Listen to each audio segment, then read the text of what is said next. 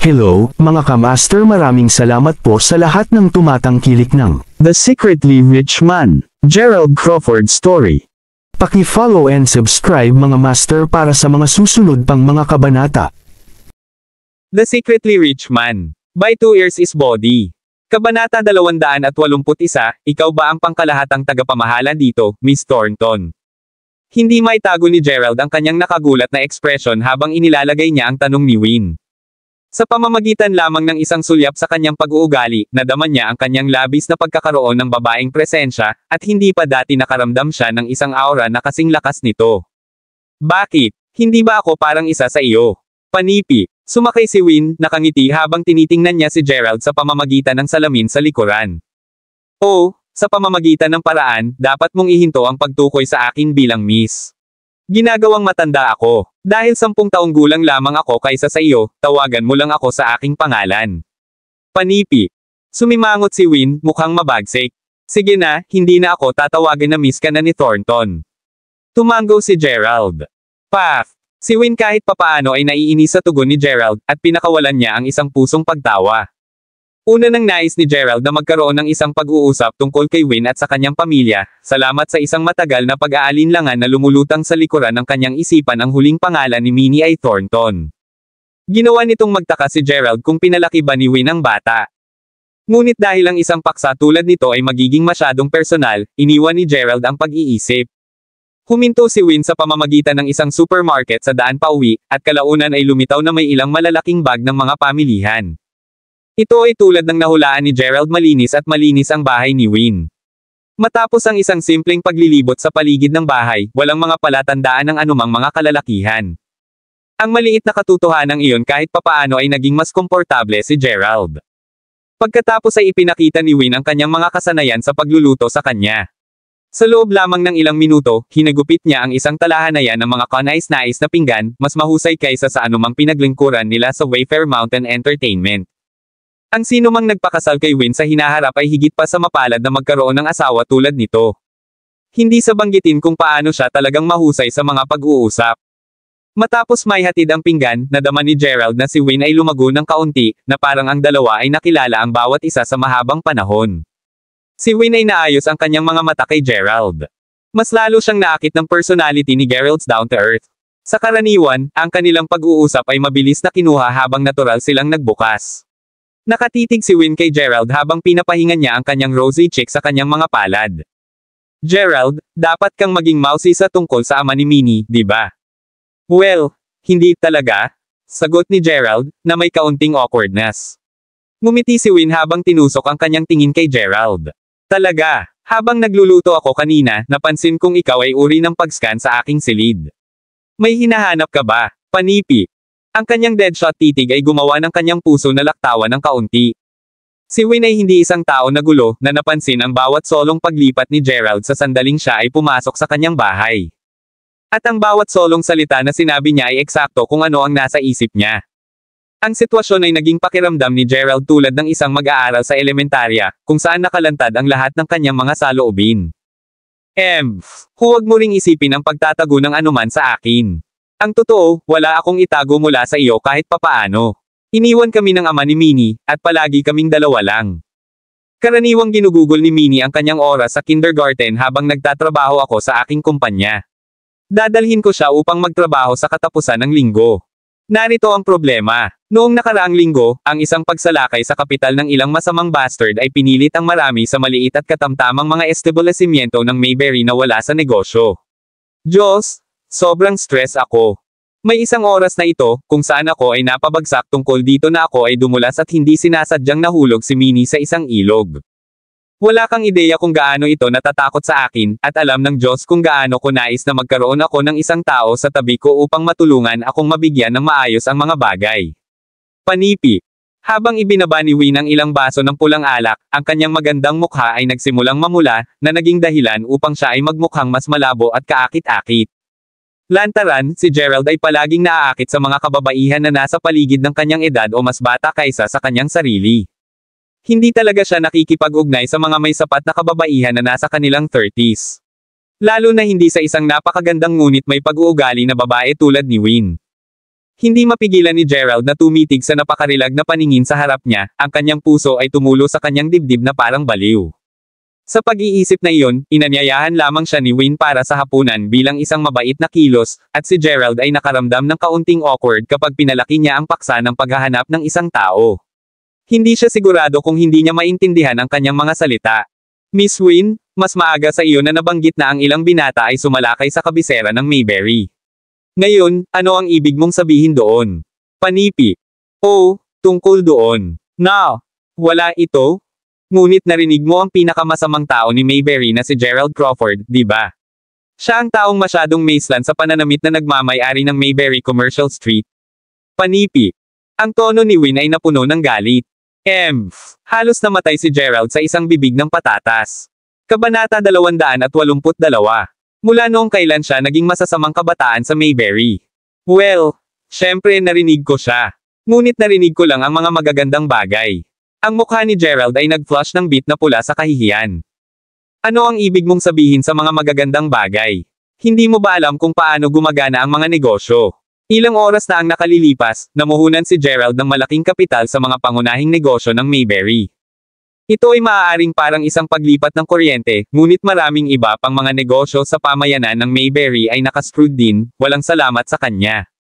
Ang mga negosyo na nakatanggap ng isang biglaang iniksyon ng mga pondo ay sumailalim sa ilang labis na pag-unlad na nakakagambala sa balanse ng komunidad ng negosyo. Siyempre, nagdulot din ito ng napakalaking hamon sa pangalawa at pangatlong mga negosyo na tulad namin.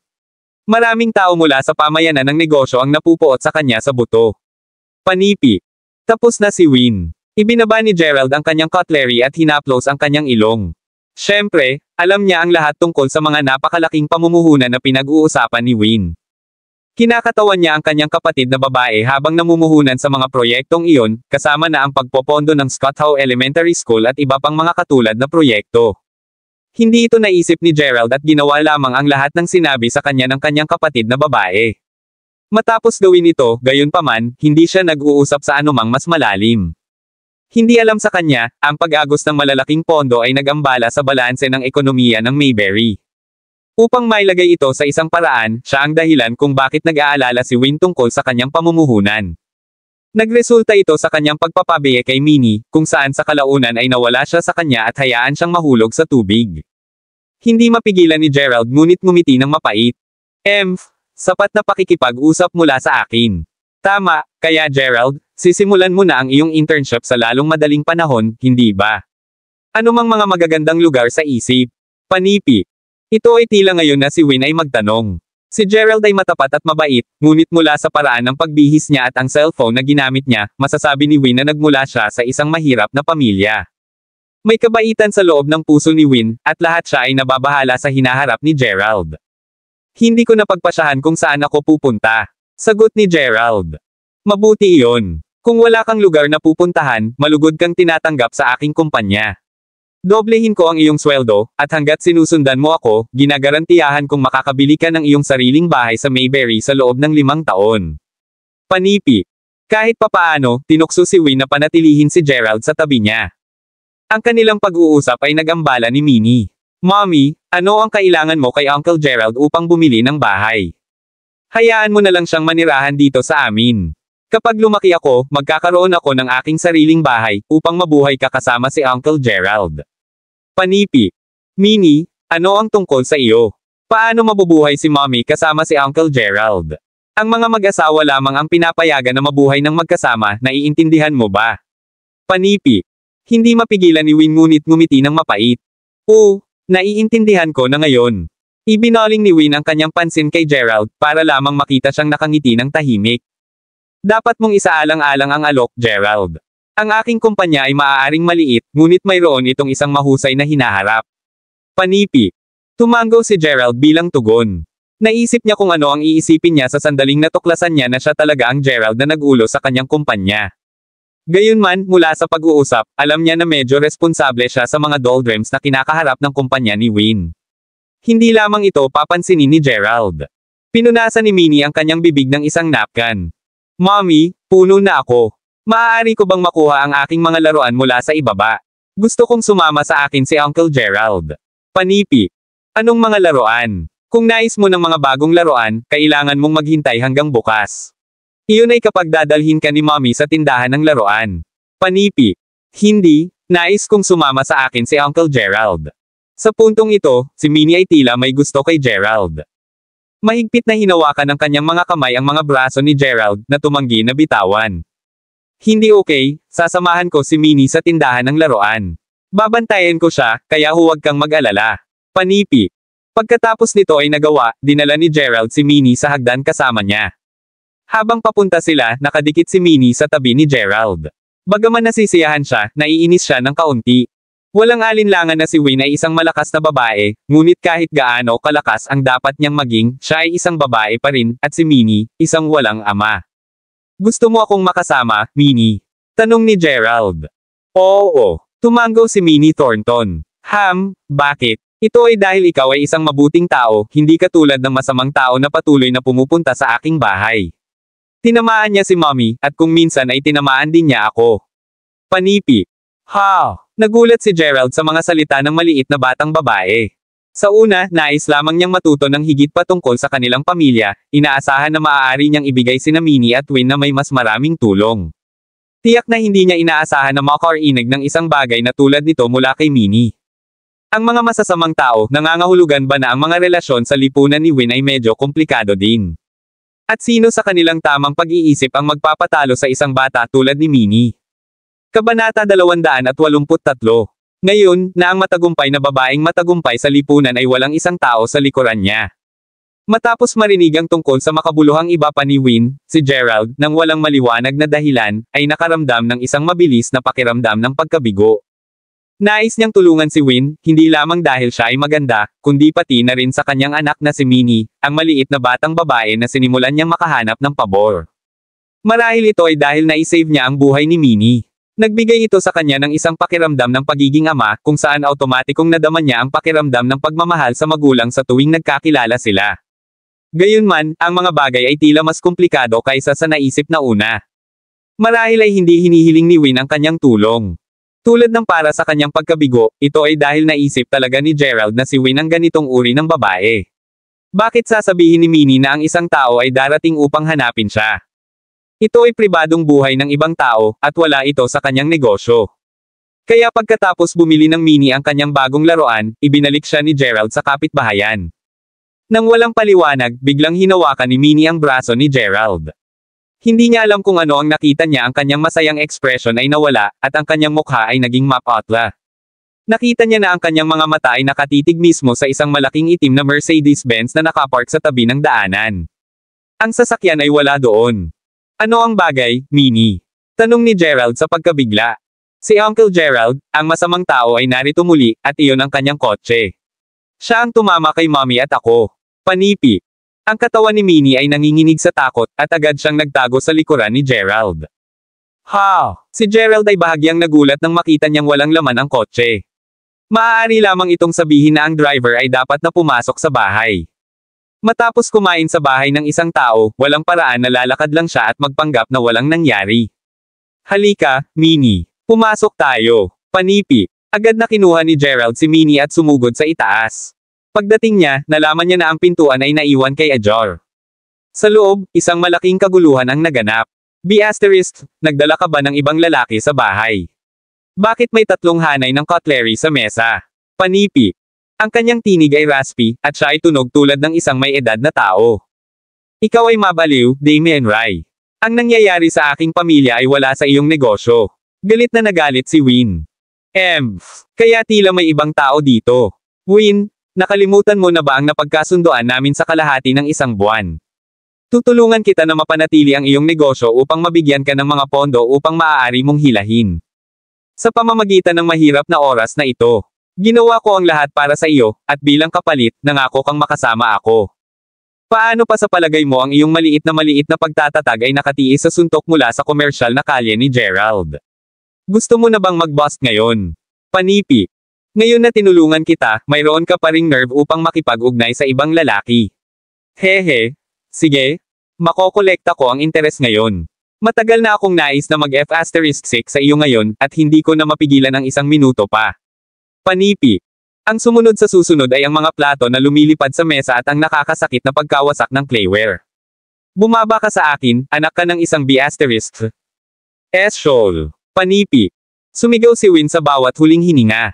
Nagkataon, itinulak ni Gerald ang bukas ng pinto at tinanggap ng nakakasakit na eksena. Itigil mo na, sigaw ni Gerald habang hinawakan niya ang isang florera sa tabi niya at nakulong sa taong nakaupo sa itaas ni Win. Pupunta siya upang mabugbog ang kanyang kalbo na ulo na bukas. Sa pamamagitan ng isang malakas na pag-indayog, ibinaba niya ang florera sa kanyang ulo. Sa epekto, nakabukas ang bungo ni Damian Rai. FCK. Sino ka ba? Sumumpo siya ng malakas, na nakakapit sa kanyang pagdurugo ng ulo gamit ang isang kamay at nagpupumilit na hilahin ang kanyang pantalon kasama ang isa pa. Mommy, okay ka lang ba? Mabilis na tinulungan ni Minnie si Win na bumangon. Ang kanyang blusa ay napunit ng Damian, naiwan ang kanyang mga suso. Sa isang malamig at nakamamatay na titig, kinuha ni Gerald ang isang dumi mula sa sahig at eyeball Damian. Ang kanyang mga mata ay napuno ng galit. Alam na niya ngayon ang lahat ng nangyayari sa pamilya. Ito ay dahil sa plano ng pamumuhunan na iyon, isang bagay na halos nawasak ang kumpanya ni Win. Pagkatapos, ang mga bagay ay lumala kapag ang B** star na ito, si Damian, ay dumating sa larawan. Ito ang kanyang kalagayan, kapalit ng tulong ni Damian Rai. Kabanata 284. Upang maging lantad, lahat ng nangyari dahil sa mga bagay na ginawa niya ng walang labis na pagsasaalang-alang, na humantong sa isang hindi mabilang na reaksyon ng kadena ng masamang repercussions. Nang masaksihan ni Gerald si Win na sinalakay, naramdaman din niya ang ilang sarili sa loob, at lahat ng biglaang, ang kanyang dugo ay pinakuloang. FCK? Naiintindihan ko na ngayon. Win, siya ang asukal na sanggol na iyong pinapakain, di ba? Gaano kakatapang na mayroon kang mga bola upang matumbok ako? Ako si Damian Fritzking Rai. Maghintay ka lang at tingnan, bata, ay balat kita ng buhay. Panipi. Si Damian ay nagmumura pa rin kay Gerald habang ang dugo ay bumagsak sa kanyang mukha. Hindi natatakot si Gerald sa kanya. Tumakbo siya papunta sa kanya, handa ng i-swing ang kanyang dumi. Lumaki sa kanyang bayan, pinagdudusahan ni Gerald ang lahat ng uri ng paghihirap.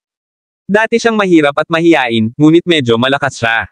Habang nagsimulang tumaas ang mga bagay, hindi na naganap si Damian. Pagkatapos ay patuloy siyang nasmack ng isang dumi ng tao habang siya ay humagulgol sa sakit. Sa huli, pinamamahalaang niyang makarating sa pintuan at tumakas. Novel drama. Miss Thornton. Okay ka lang ba? Panipi. Itinapon ni Gerald ang kanyang dumi at lumapit kay Win na may pag-aalala.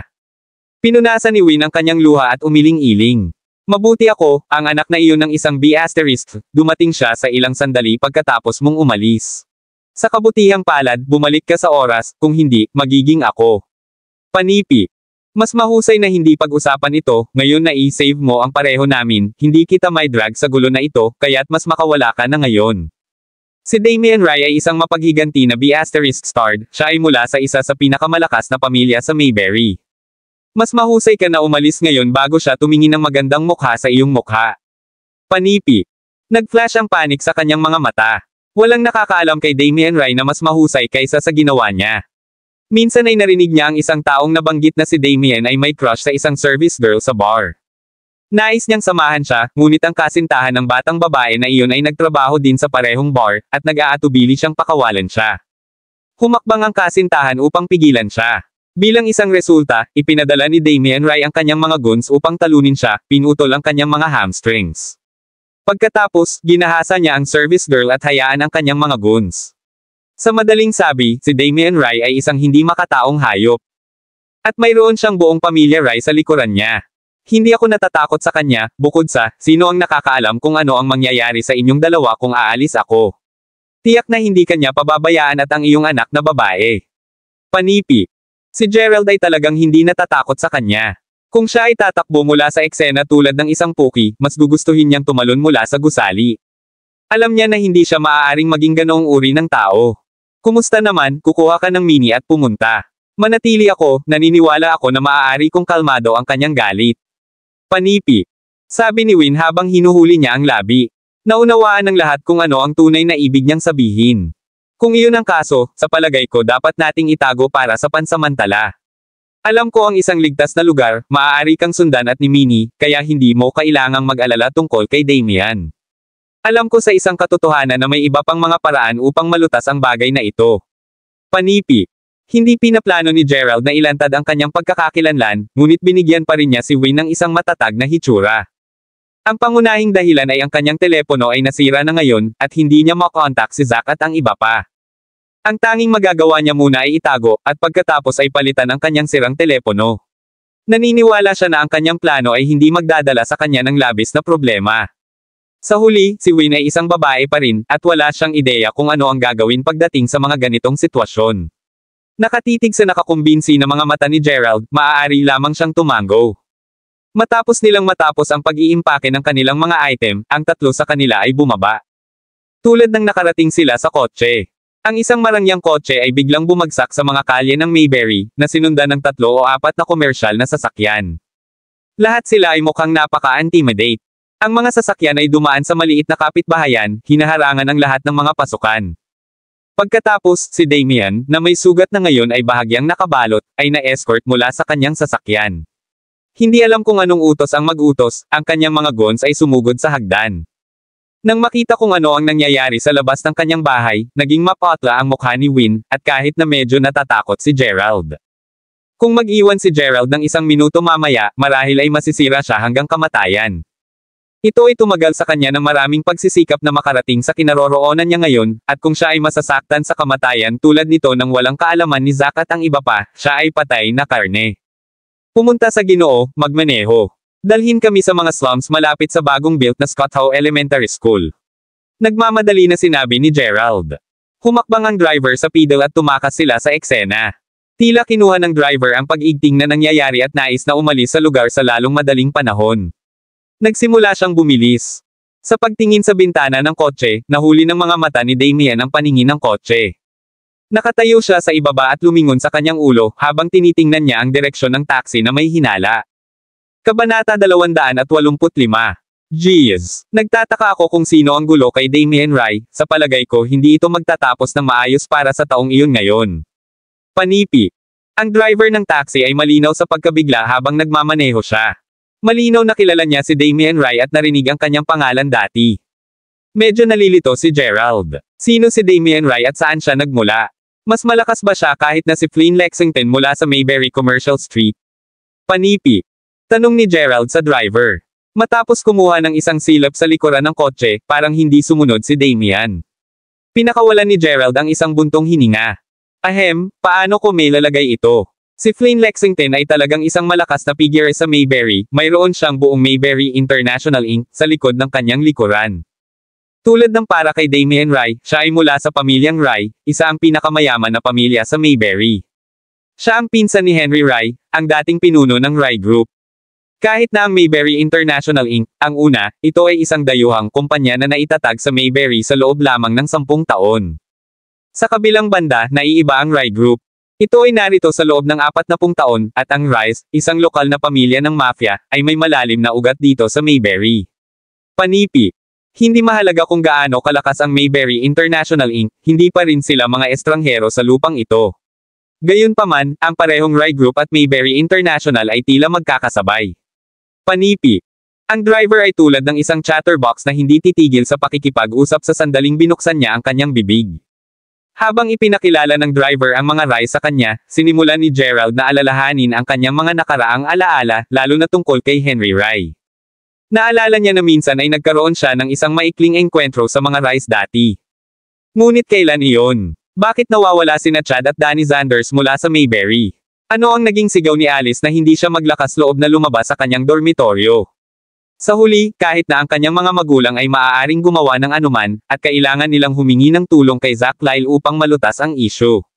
Naalala niya habang kumakain sila sa Royal Dragon Villa, ang pangalawang henerasyon ni Henry Rai na si William Rai, ay nakipag-away kina Alice at Jack Ellen habang lasing. Pagkatapos, inutusan ni Danny ang kanyang mga tao na turuan si William ng isang aralin. Nahumantong sa paghihiganti ng pamilya ng Rai. Hindi niya hiningi si Locke ng anumang tulong. Sa halip, si Zack ang pumapasok upang mamagitan ang bagay na kasangkot sina Alice at Jack Ellen. Pinahihintulutan sila ng mga Rais. Gayunpaman, naalala din ni Gerald na ginamit ni Zack na babalaan siya sa pag-iingat para sa kanyang sariling kaligtasan at itago ang kanyang pagkakakilanlan at iba pa. Walang alinlangan na ang Mayberry International Inc. ay talagang ang pinakamalaking kumpanya sa Mayberry, ngunit hindi iyon nangangahulugang ang bawat iba pang kumpanya ay matatakot sa kanila. Pagkatapos ng lahat, alam lamang nila na ang kumpanya ay pinamamahalaan ng kanyang kapatid na si Jessica. Hindi nila alam ang nakasisindak na nakaraan ni Jessica, kaya ang mga lokal na underground mafias ay hindi natatakot sa kanya. Hindi man nila napalampas ang pagkakataon na gumamit ng mga taktika upang sabutahe ang kumpanya. Halimbawa, sina Gerald at Mila Smith ay isang beses na inagaw, at walang pagpipilian si Zack kundi upang gumawa ng isang tawag sa telepono ng direkta kay Henry Rai, na humiling sa kanya na palayain sila. Alam niya na si Henry Rai ay walang kabutihan. Ito ay medyo halata kung gaano mapanganib ang mga Rai sa mata ni Zack Lyle. Ito ay naging si Damian Rai ang pinsan ni Henry Rai, na napatunayan kung gaano kalakas ang mga Rais. Habang nakaupo siya sa kotse, hindi maiwasang mapansin ni Gerald ang bagay na ito. Hindi siya natatakot na makahanap ng problema. Mas masahol na kaso, hahanapin niya ang tulong ni Jessica at Sam Andel sa kapangyarihan na hawak ng pamilya upang malutas ang isyu. Pagkatapos ng lahat, kahit gaano kalakas ang mga Rais, ang Crawfords ay madali pa ring madurage ang mga ito sa kanilang mga daliri. Ang magagawa ngayon ni Gerald ay upang maayos ang kanyang telepono at makipag-ugnay kay Zack Lyle. Dinala ni na Gerald sina Win at Minnie kung saan nakatira si Kate Smith at ang iba pa. Ang lugar ay labis na malayo. Kaya malayo na hindi masusubaybayan ni Damian ang mga ito dito para sa isang habang. Big Brother Gerald, narito ka. Hoy mga bata, nasaan si Yasmin? Kapag siya ay naglalakad sa loob, sina Danny at Edmund, na gumagawa ng labahan, ay agad na sumugod sa kanyang tagiliran. Nasa loob siya ng hapunan kasama si Kate. Sa ilang sandali lamang, lumabas sina Kate at Yasmin sa bahay. Hindi masyadong malalim si Gerald sa mga detalye, ipinaliwanag lamang niya na si Win at ang kanyang anak na babae ay nananatili sa gabi. Mabuti si Kate, at agad na nalinas ang isang lugar para kay Win. Naantig din si Win nang sabihin sa kanya ni Gerald na pinagtibay ni Kate ang 3 anak. Marahil ito ay dahil siya rin ay isang nag-iisang ina na nagpalaki ng isang bata sa kanyang sarili, nakaramdam si Win ng isang agarang pakiramdam ng koneksyon kay Kate. Ang dalawa ay nag-chat sa bawat isa tulad ng matagal na pinakamatalik na kaibigan. Matapos na ayos ni Gerald ang mga bagay, nagpunta siya sa isang malapit na mobile phone mall sa pamamagitan ng kanyang sarili at mabilis na nagbago ng isang bagong telepono. Kung hindi man, maantala ang mga bagay. Malaki ang standalone mobile phone mall, at mayroong lahat ng mga kilalang mga tatak na mobile phone na magagamit. Kabanata 286. Ang mall ay masikip. Naglalakad-lakad si Gerald, hindi alam kung aling tatak ang bibilhin. Kailangan lang niya ng isang matibay na telepono. Sa huli, ang kanyang mga mata ay nakalock sa isang modelo ng telepono. Ito ay napakahusay na kalidad na may isang tag na presyo na $2,830. Ito ay maaaring isang mamahaling telepono. Miss, maaari ba akong magkaroon ng mas malapit na pagtingin sa bagong telepono? Salamat, panipi. Magalang na tinanong ni Gerald ang saleswoman. Nakita ng saleswoman na si Gerald na naghahanap sa paligid ng halos kalahating araw. Mula sa bihis na bihis ni Gerald, alam niya na marahil ay pumili siya ng isang mas murang telepono. Gayunpaman, naisip niya na sinusubukan lang niyang i-save ang mukha. Dahil naglalakad siya sa isang kilalang mall, naisip ng saleswoman na narito si Gerald na nagpapanggap na tumingin sa paligid. Pagkatapos, inaasahan niya siyang kumilos na parang ang telepono ay hindi ang gusto niya at sa halip ay bibilhin niya ang ilang $50 na iba't ibang hindi nakatelepono na telepono at mawala. Marami siyang nakita na mga tao. Nang lumakad si Gerald patungo sa kanyang tindahan, tumingin siya sa kanya. Nagulat siya nang sinabi ni Gerald na nais niyang tingnan ang pinakamahal na telepono sa gitna ng bangkos. Paumanhin sir, hindi pinapayagan ang mga customer na subukan ang teleponong ito nang hindi ito binibili. Ang saleswoman ay nagsabi ng walang pasensya. Ang ibig niyang sabihin ay ipakita sa akin ang pera kung mayroon ka nito, sick of kung hindi mo. Hindi ba muna ako tumingin? Tanong ni Gerald. Wala siyang pitaka sa kanya sa ngayon, kaya ang tanging paraan para sa kanya na magbayad ay upang ipasok ang kanyang SIM card sa telepono at magbayad sa pamamagitan ng online na pagbabayad. Hindi, Ginoo. Ito ang mga patakaran ng aming tindahan. Nag-sneak ang saleswoman. Margie. Abala ka ba sa ngayon? Nagdala ako ng ilang mga kaibigan upang tumingin sa ilang mga telepono. Panipi. Maligayang pagdating. Sa sandaling iyon, isang taong masyadong maislan sa pananamit kasama ang kanyang grupo ng mga kaibigan ay dumating sa tindahan. Hayward, hindi ka ba magbabago sa isang bagong telepono? Nakatanggap lang kami ng isang bagong modelo sa aming mga tindahan. Panipi. Ang magandang saleswoman, Margie Stewart, gleamed kay Hayward na may mga sparkly eyes. Oh, isang bagong modelo. Panipi. Si Hayward at ang kanyang mga kaibigan ay nagtipon sa paligid. Kasabay nito, ang isa sa mga batang babae ay sumulyap kay Gerald, na malapit nang umalis. Nagulat siya. Holy she asterisk T. Gerald, ano ang ginagawa mo dito? Panipi. At ang batang babae na iyon ay hindi lamang sa iba pang estranghero, ito ay si Lillian Cole. Ang nakatayo sa tabi niya ay si Sharon Leslie, na hindi nagbago ng isang solong. Parang lahat sila ay nakabitin kasama si Hayward ngayon. Tulad ng para kay Gerald, napansin na niya ang mga ito. At sa kadahilanang iyon, malapit na siyang umalis. Pagkatapos ng lahat, sila ay mga babaeng kamag-aral lamang mula sa high school.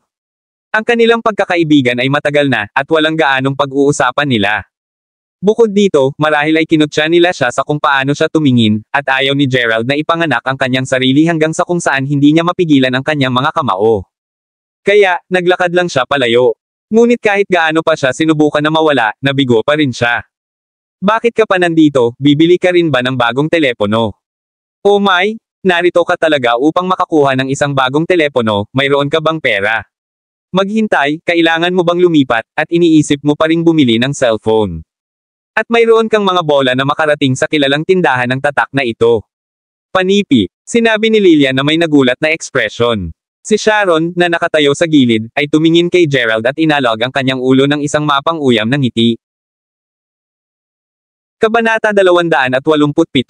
Phew! Hayward, kilala ba kayo? Panipi, tanong ng saleswoman habang nakangiti siya kay Gerald. Si Hayward ay kilalang kilala sa gitna ng mga tao sa lugar na ito. Nabalitaan na magkakaroon ng isang malaking pag-unlad sa kanlurang bahagi ng York North Mountain. Ang nayon kung saan naninirahan si Hayward, ang nayon ng York North, ay ililipat. Sa malapit na hinaharap, ang lugar na ito ay bubuo sa isang pangunahing komersyal na zone. Matapos maging mayaman sa kabayaran sa demolisyon, si Hayward ay aktibo sa paligid ng lugar. Madalas niyang binabago ang kanyang telepono dito, kaya't mas nakilala niya ang saleswoman. Oh, hindi talaga. Kami ay mga kamag-aral lamang mula sa high school. Panipi. Umiling-iling si Hayward. Pagkatapos, hindi niya pinansin si Gerald at lumingon kay Margie, nakangiti.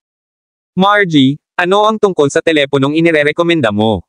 Maaari ba akong tumingin, bibili ako ng isa para sa bawat isa sa aking mga kaibigan? Sabi ni Hayward. Malinaw, ang mga kaibigan na tinutukoy niya ay sina Lillian at Sharon. Ang parehong mga batang babae ay maganda, at naaangkop sa lasa ni Hayward. Ngunit ang bagay ay ang parehong mga batang babae ay tila interesado din sa kanya, na kung saan ay talagang nababahala siya. Kung masisira niya ang puso ng isa, siya rin, ay magiging isang maliit na puso. Sa makatuwid, pinili lamang niya na magkaroon sila ng dalawa sa tabi niya. Ang dalawang batang babae ay karaniwang lalaban at magalit sa lahat ng oras, ngunit sa gayon ay pinalakas nito ang kakakuhan ni Hayward, na naging gusto niya, na parang hindi sila mabubuhay nang wala siya. Alam na pareho silang nakakakuha ng mga bagong telepono, una silang nasisiyahan sa balita, ngunit pagkatapos ay binigyan nila ang bawat isa ng mga malamig na stares. Sa paanong paraan makakakuha ang alinman sa kanila ng nag-iisang, walang kondisyon na pag-ibig? Para sa mga batang babae, naiinggit lamang sila at nagseselo sa bawat isa. Narito, ito ang isa. Subukan ito at tumingin muna. Ngumiti si Margie habang ibinigay niya ang telepono na tumanggi siyang ipakita kay Gerald kay Hayward. Habang nakatayo siya sa tabi, nagsimulang kumulo ang dugo ni Gerald. Ito ay lumiliko ang mga patakaran ng tindahan na inilalapat lamang sa kanya. Nais ni Gerald na lumusot sa kanila. Ngunit sina Sharon at Lillian ay parehong nakatayo doon. Medyo napahiya si Gerald at hindi na maaaring manatili ng mas mahaba. Tumalikod siya at nakarating sa isa pang tindahan ng tatak ng Mega. Sir, isang bagong inilabas na telepono ang nakarating lamang sa aming mga tindahan. Ito ay isang pang-internasyonal na tatak, at nakapresyo ito sa $4,800, ngunit ang unang 50 mga customer ay makakakuha ng teleponong ito na may $4,300 lamang. Gusto mo ba? Gusto mong tumingin, Ginoo? Panipi. Nang makapasok siya, isang saleswoman na mukhang halos 18 o 19 na taong gulang ay ngumiti sa kanya.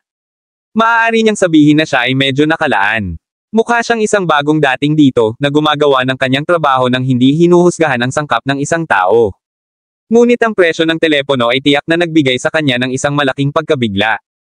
Ang telepono ay napresyo sa halos $5,000 na kung saan ay masyadong labis na overpriced.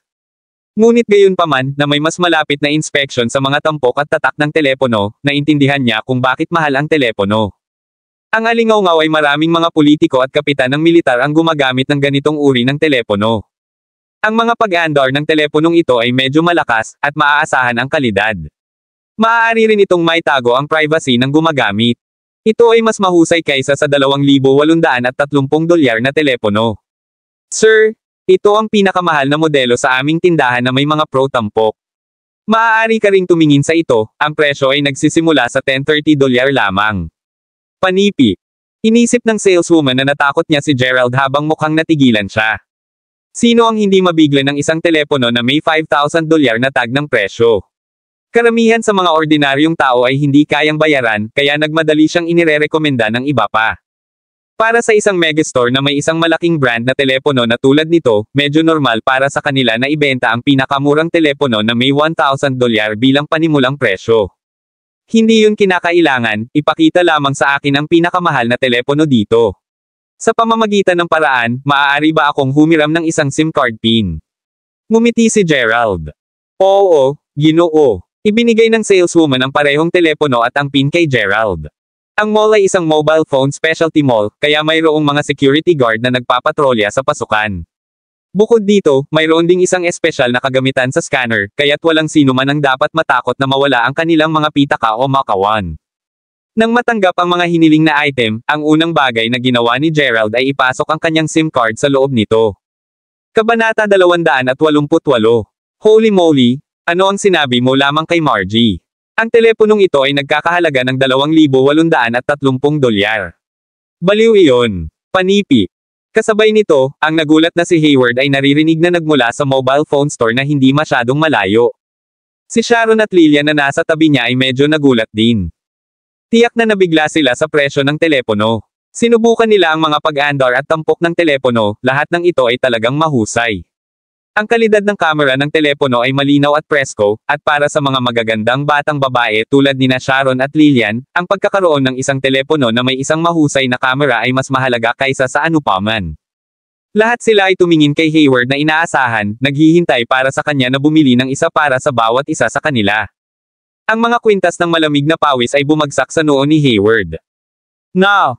Masyadong mahal. Mahigit sa $1,500 para sa isa, malapit sa $6,000 para sa dalawa, ang teleponong ito ay masyadong labis na overpriced. Panipi. Pinahid ni Hayward ang malamig na pawis sa kanyang noo. Kinumpirma na ang kanyang bahay ay buwagin, ngunit ang kabayaran ay ililipat lamang sa kanya pagkatapos ng 2 o 3 buwan. Tulad ng ngayon, maaari lamang siyang gumuhit ng pera mula sa kanyang credit card, at magbabayad lamang sa sandaling natanggap niya ang kabayaran. Hindi niya kayang bayaran ang telepono kahit na siya ay binugbog sa kamatayan sa site. O, kaya mayroon pa ring mga bagay na hindi mo kayang bayaran. Dahil ang mga kagandahang ito tulad ng telepono, dapat mong bumili ng isa para sa kanila. Panipi. Magaling si Margie sa kanyang papel bilang salesperson. Ginamit niya sina Sharon at Lillian upang hikayatin si Hayward na bumili ng isa sa kanya.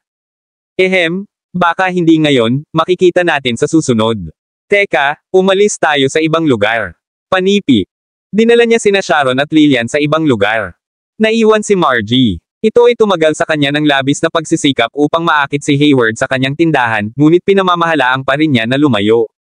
Agad siyang sumunod sa likuran ng grupo. Hayward, bakit hindi ka tumingin sa tindahan na ito?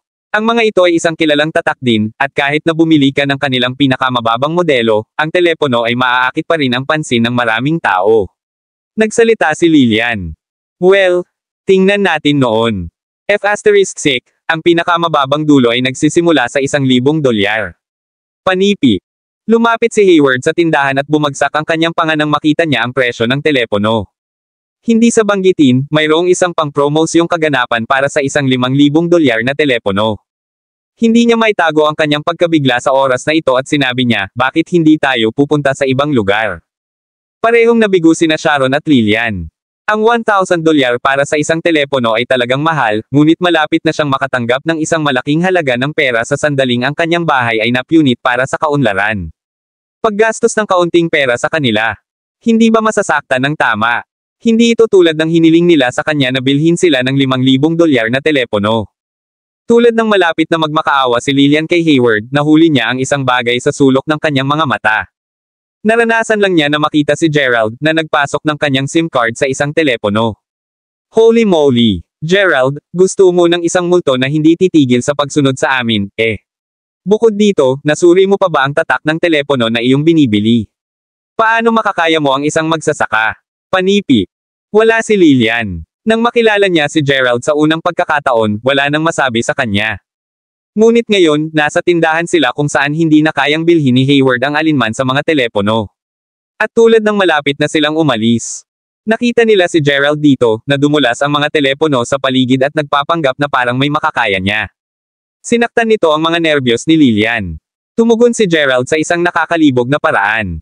Kumuha ako ng isang bagong telepono, paano ito sa iyong negosyo? Naload ni Gerald ang kanyang SIM card sa telepono. Mabilis niyang na-download ang PayPal at handa na upang makumplito ang kanyang pagbabayad. Ngunit matapos marinig ang mga salita ni Lillian, wala siya rito. Agad siyang sumagot ng may malupit na tono. Magandang langit. Itigil ang pagpapanggap, tumingin sa iyong sarili, paano makakaya mo ang isang tulad ng ganitong uri ng telepono? Panipi. Lumaki pa si Lillian. Lillian, tingnan. Hawak niya ang $5,000 na telepono. F***, at iniisip niyang bilhin ito. Hahaha. Panipi. Sa puntong iyon, nadama ni Hayward na higit na ginhawa para sa hindi kayang bayaran ang telepono. Nandoon si Gerald, sa kanyang mukha, upang maganap ang kanyang lugar bilang punching bag. Si Sharon, din, ay sumulyap kay Gerald habang ang kanyang mga browser ay lumabo. Kabanata 289. Sino ang mag-iisip na si Gerald ay isang mahusay na aktor? Haha, kung hindi tayo tumakbo sa kanya ngayon, baka tumigil siya sa bawat tindahan ng cellphone at pagkatapos ay kumilos tulad ng bibilhin niya ito. Panipi. Alam ko ng tama, at pagkatapos ay magtatapos siya na hindi ito bilhin. Marami akong nakitang mga aktor na katulad niya. Panipi. Ang dalawang batang babae ay tumalikod sa panunuya sa Gerald. Inaasahan kong ikaw ay magiging mas matino, Gerald. Ang iyong pamilya ay mas mahirap kaysa sa lahat, at sa hinaharap, magkakaroon ka ng isang mas mababang panimulang punto sa iyong karera kaysa sa iba pa. Kahit na si Hayward, na malapit nang matanggap ang kanyang kabayaran mula sa pagbagsak ng kanyang bahay ay hindi maglakas loob na bumili ng alinman sa mga telepono, at nag-iisip ka pa ng pagbili ng isa. Itigil ang pagpapanggap. Bulalas ni Sharon. Matapat na nagsasalita, ang kanyang pansin ay palaging nasa Hayward bago ito. Hindi siya nag-abala sa pagbibigay pansin kay Gerald. Ngayon na kahit si Hayward ay nanunuya kay Gerald, hindi niya maiwasang sumunod sa suit at kinutya siya ng isang salita o dalawa. Pagkatapos, inalog niya ang kanyang ulo sa pag-aalipusta. Hayward, dahil napunta ka rito? Tinanong ko lang ang aking boss para sa kanyang pahintulot, at ngayon ibebenta ko sa iyo ang telepono na $300 na mas mababa. Ang kondisyon ay bumili ka ng 2 telepono, at ipangako mo sa akin na, sa hinaharap, dapat kang magdala ng mas maraming mga customer sa aking tindahan, o kung hindi, masisira ako ng aking boss hanggang sa kamatayan. Panipi. Lumabas si Margie kahit saan upang kumbansihin si Hayward na bilhin ang kanyang telepono. Siya ay talagang mahusay sa pagtaguyod ng kanyang mga produkto, at ang mga hindi alam ay mag-iisip na siya ay nagdusa ng isang malaking pagkawala. Sina Lillian at Sharon ay parehong kumbinsido sa kanyang mga kasanayan sa marketing. Nagkamali si Hayward, ngunit ang isang pagkakamali ay isa pang pagkakamali dahil mababago lamang niya ang paksa. Ahem, hawakan mo lang sandali, Margie. Hindi ako mayaman, ngunit ang tunay na mayamang tao ay ang taong masyadong maislan sa pananamit dito. Malapit na siyang bumili ng $5,000 na telepono, kaya bakit hindi mo siya hikayatin sa halip na ako? Panipi. Madaling inilipat ni Hayward ang paksa kay Gerald. Ha! Siya! 2 beses na akong saysubog sa publiko kung kaya niya ito, ha. Panipi. Nang makita ni Margie na ang tao ay si Gerald, tumawa siya ng husto kaya kahit na siya ay sumingit. Hoy, Hayward, huwag baguhin ang paksa at makarating sa aking tindahan upang suriin ito. Miss, hindi ka lamang makakapag-barge at may agaw ang aming mga customer, laban ito sa mga patakaran ng aming tindahan. Kinakabahan ng batang sales girl. Oh, dapat kang bago dito, tama ba ako? Alam ng lahat sa mall na ito, bakit hindi ka lumibot at tanungin kung sino ako? Kung maglakas loob kang makipag-usap sa akin ng ganyan muli, kukuha ako ng isang tao na i-slice buksan ang iyong medyo maliit na mukha pagkatapos ng trabaho, kaya mas mahusay kang magbantay. Panipi. Ang sales girl ay nangahas na hindi na magsalita. Miss, maaari mo ba akong makuha ng isa pang balot ito ng mabuti, bibili ako ng 2. Sinulsal ni Gerald ang kanilang pangungutya. Sinabi niya sa sales girl. Bakit? Dahil nangyari lang ito kay Gerald na parang oras din para mapalitan ni Kate ang kanyang lumang telepono.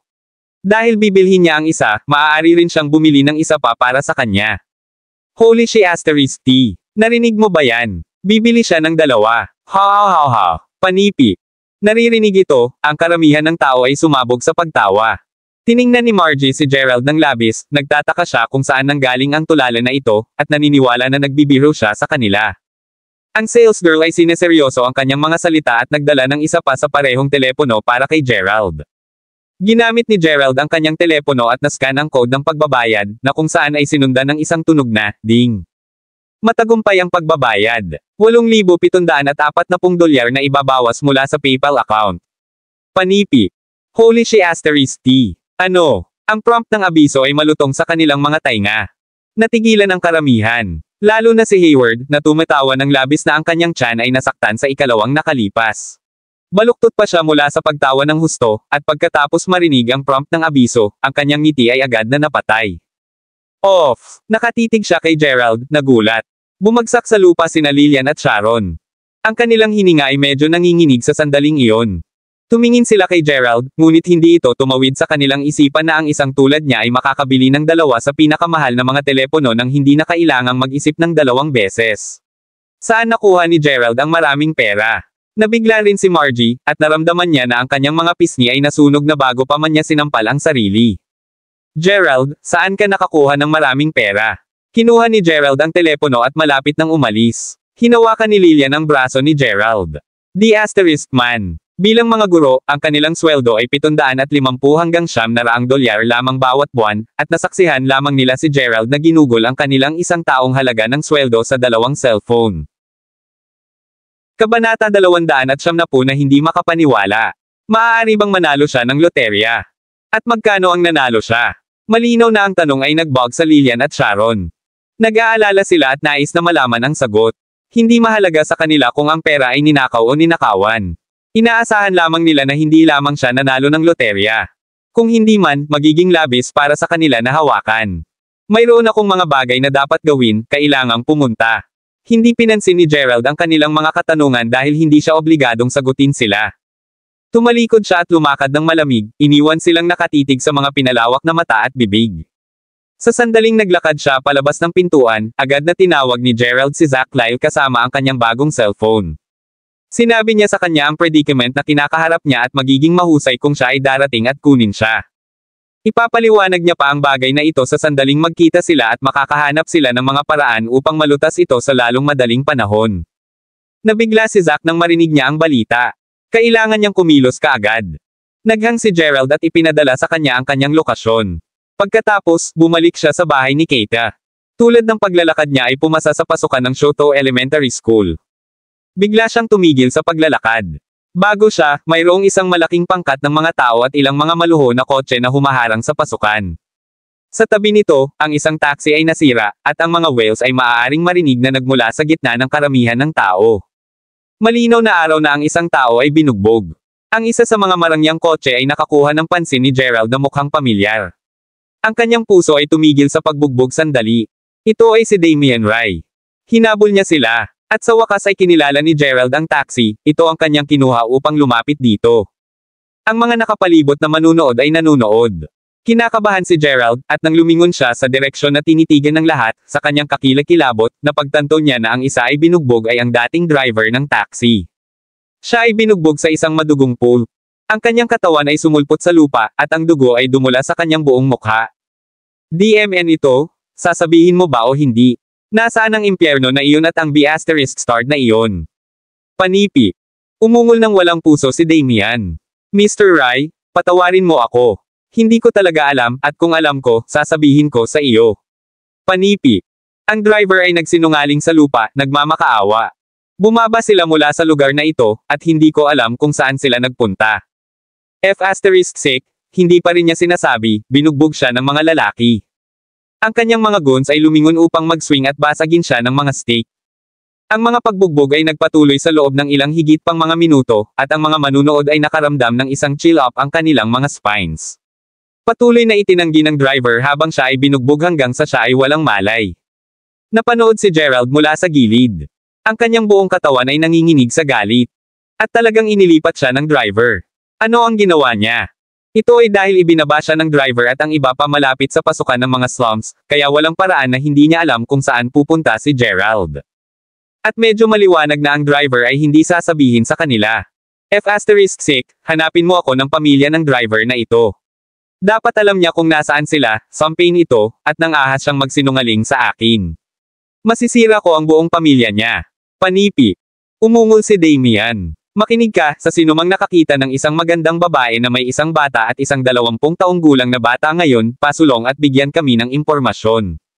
Gagantimpalaan ka ng mga rice. Kung hindi man, baka magtapos ka na lang sa kanya. Inutusan ni Damian, ang kanyang tinig ay umusbong sa pangangibabaw. May dumating na tulungan akong maalis ang kanyang mga hamstrings. Panipi. Itigil mo na. Kabanata 271. Isang sigaw na sumabog sa katahimikan ng karamihan. Huminto ang mga goons ni Damian nang malapit na silang talunin ang driver ng taxi. Agad na tumingin ang karamihan sa direksyon kung saan nagmula ang sigaw. Ito ay Gerald. Habang nakatayo dito at nakikita ang driver ng taxi na tumanggi na isuko ang kanyang impormasyon kahit na siya ay binugbog hanggang sa bingit ng kamatayan, nakaramdam ng pasasalamat si Gerald sa kanya.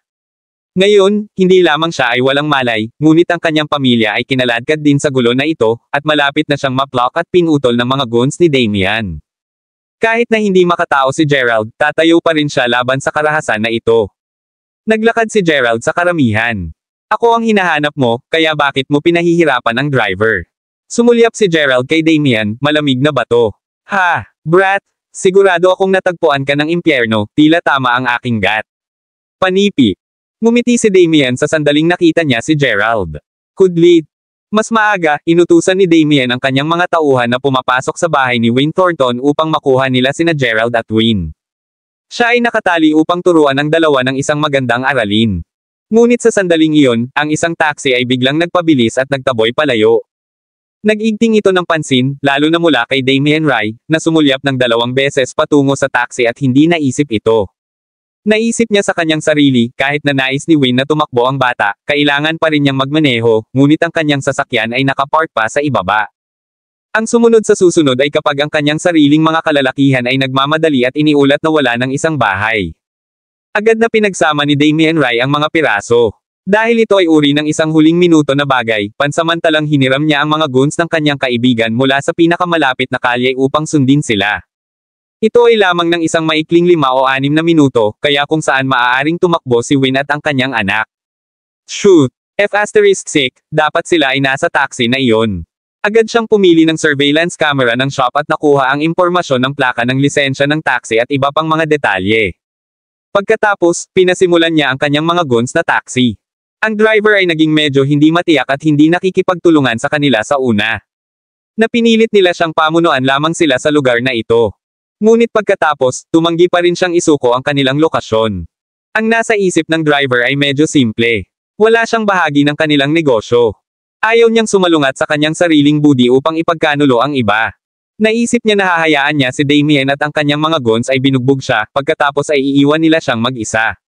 Sa makatuwid, pinapalakpakan niya ang kanyang mga panga at walang tigil sa mga pagbugbog. Sa ganitong paraan, baka maniwala pa sa kanya si Damian. Bilang isang resulta, ang driver ay nagkamali kay Damian Rai. Walang paraan na mahuhulog si Damian para dito madali. Alin ang lahat na humantong sa nangyayari ngayon?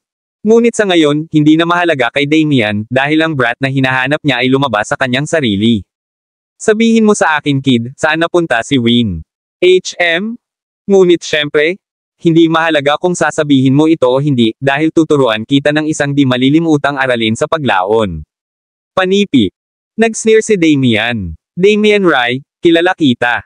Galing ka sa pamilyang Rai, ngunit kailangan mong magbigay ng mukha sa Mayberry International Inc., di ba? Para lamang sa iyong impormasyon, si Zach Lyle at ang kanyang mga tauhan ay narito ng mas mababa sa 10 minuto. Panipi.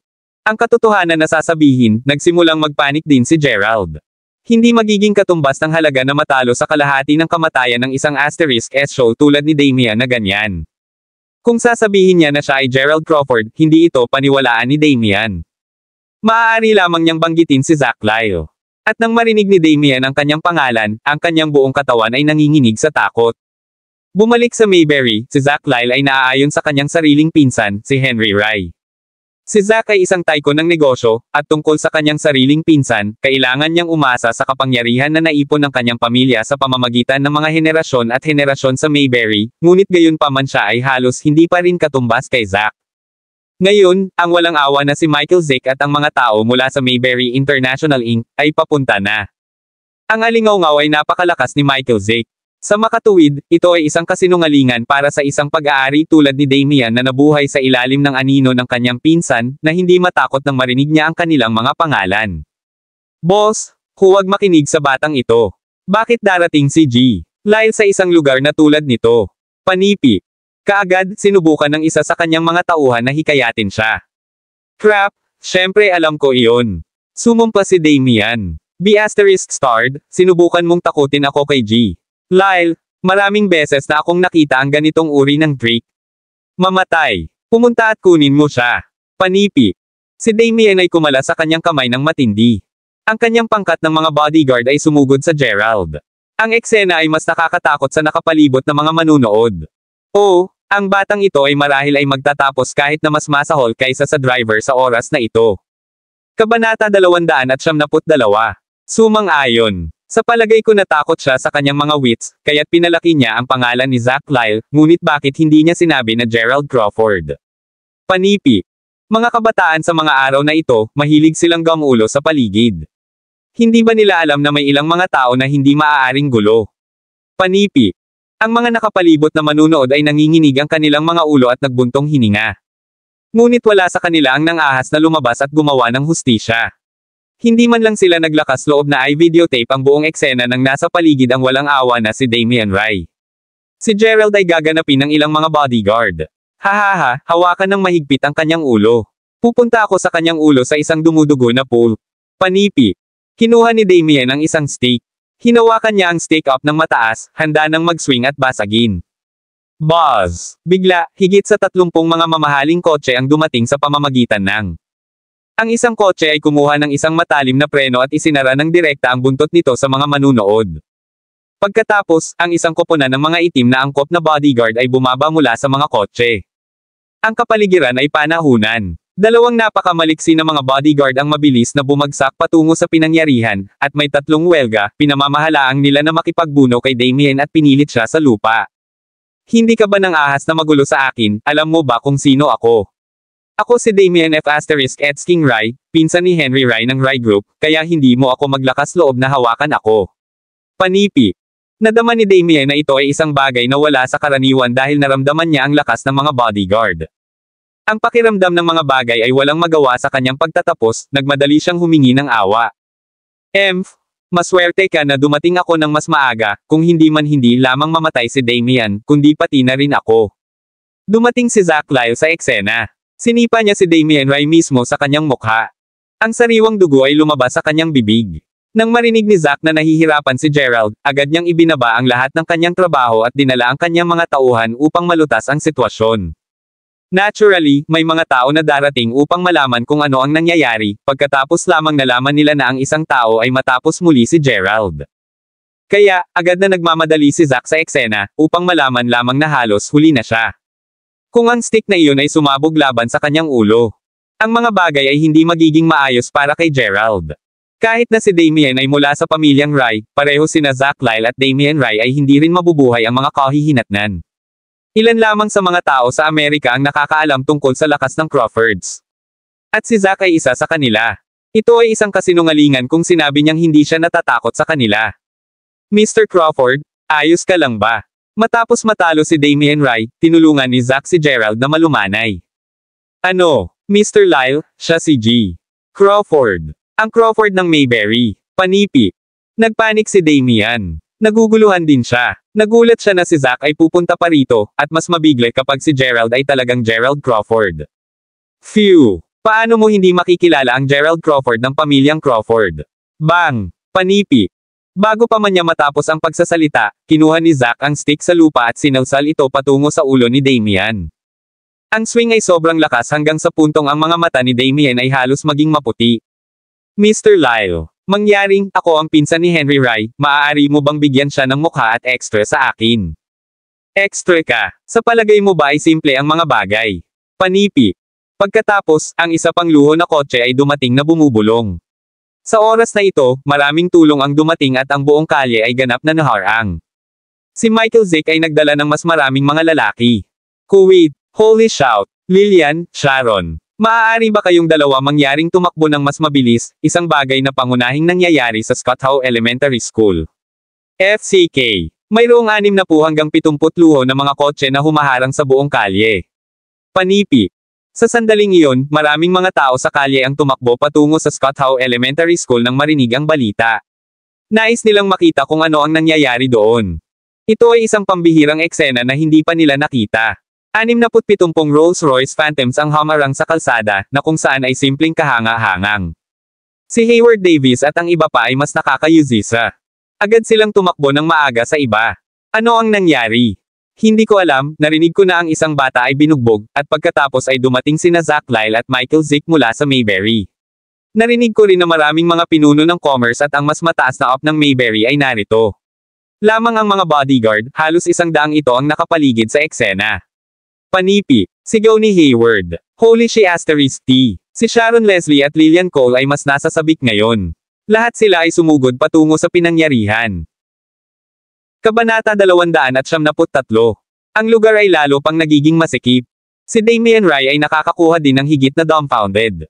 Siya ang nag-utos sa kanyang mga tauhan na sundin si Gerald, at bilang isang resulta, halos kalahati ng Mayberry, maging militar, o mga opisyal ng gobyerno, o kahit na ang mas mataas na negosyo ay dumating dito. Kahit na ang kanyang sariling pinsan, si Henry Rai ay nasa eksena. Labis siyang napahiya. Sa kabilang banda, si Gerald ay hindi na maaaring manatili ng mas matagal pagkatapos na mapapalibutan ng napakaraming tao. Kung siya ay nanatili, ang kanyang pagkakakilanlan ay tiyak na malantad. Bukod dito, ang driver ay walang malay at walang nag-aalaga sa kanya. Lumapit siya sa pangkat ng mga bodyguard at pagkatapos ay inutusan si Flynn Lexington, na nakarating na, upang gumawa ng isang bagay tungkol dito. Agad nilang pinalayas ang kotse, lumampas sa karamihan, at ipinadala ang driver sa ospital. Tulad ng para sa natitirang bagay, naniniwala si Gerald na aalagaan ito ni Flynn. Mapahamak, nandito silang lahat. Si Hayward at ang iba pa sa wakas ay pinamamahalaang upang pisilin ang karamihan ng tao pagkatapos ng maraming pagsisikap. Nakakakita ng paningin sa harap nila, sila ay simpleng gobsmacked. Ang mga panga nina Lillian at Sharon ay nakabukas ng malapad. Hindi ba iyon Flynn Lexington? Agad na nakita ni Hayward si Flynn na nakatayo ng marilag sa gitna. Tanong niya, "How? Paano mo malalaman ang mga malalaking shot tulad ng Flynn Lexington?" Panipi. Si Lillian at Sharon ay higit na namangha kay Hayward. Ma'am, well, naaalala mo ba ang oras na nagpunta kami sa York North Mountain para sa isang picnic? Sa katunayan, sa hapon na iyon, si Gerald Crawford mula sa Mayberry ay dumating sa aming nayon kasama si Murph Lexington at nilagdaan ang isang serye ng mga kontrata. Panipi. Hehe, ang aking ama ang accountant para sa aming nayon, at siya ay hinirang din bilang head accountant ng York North Mountain Village Development Project, kaya kailangan niyang makitungo kay G.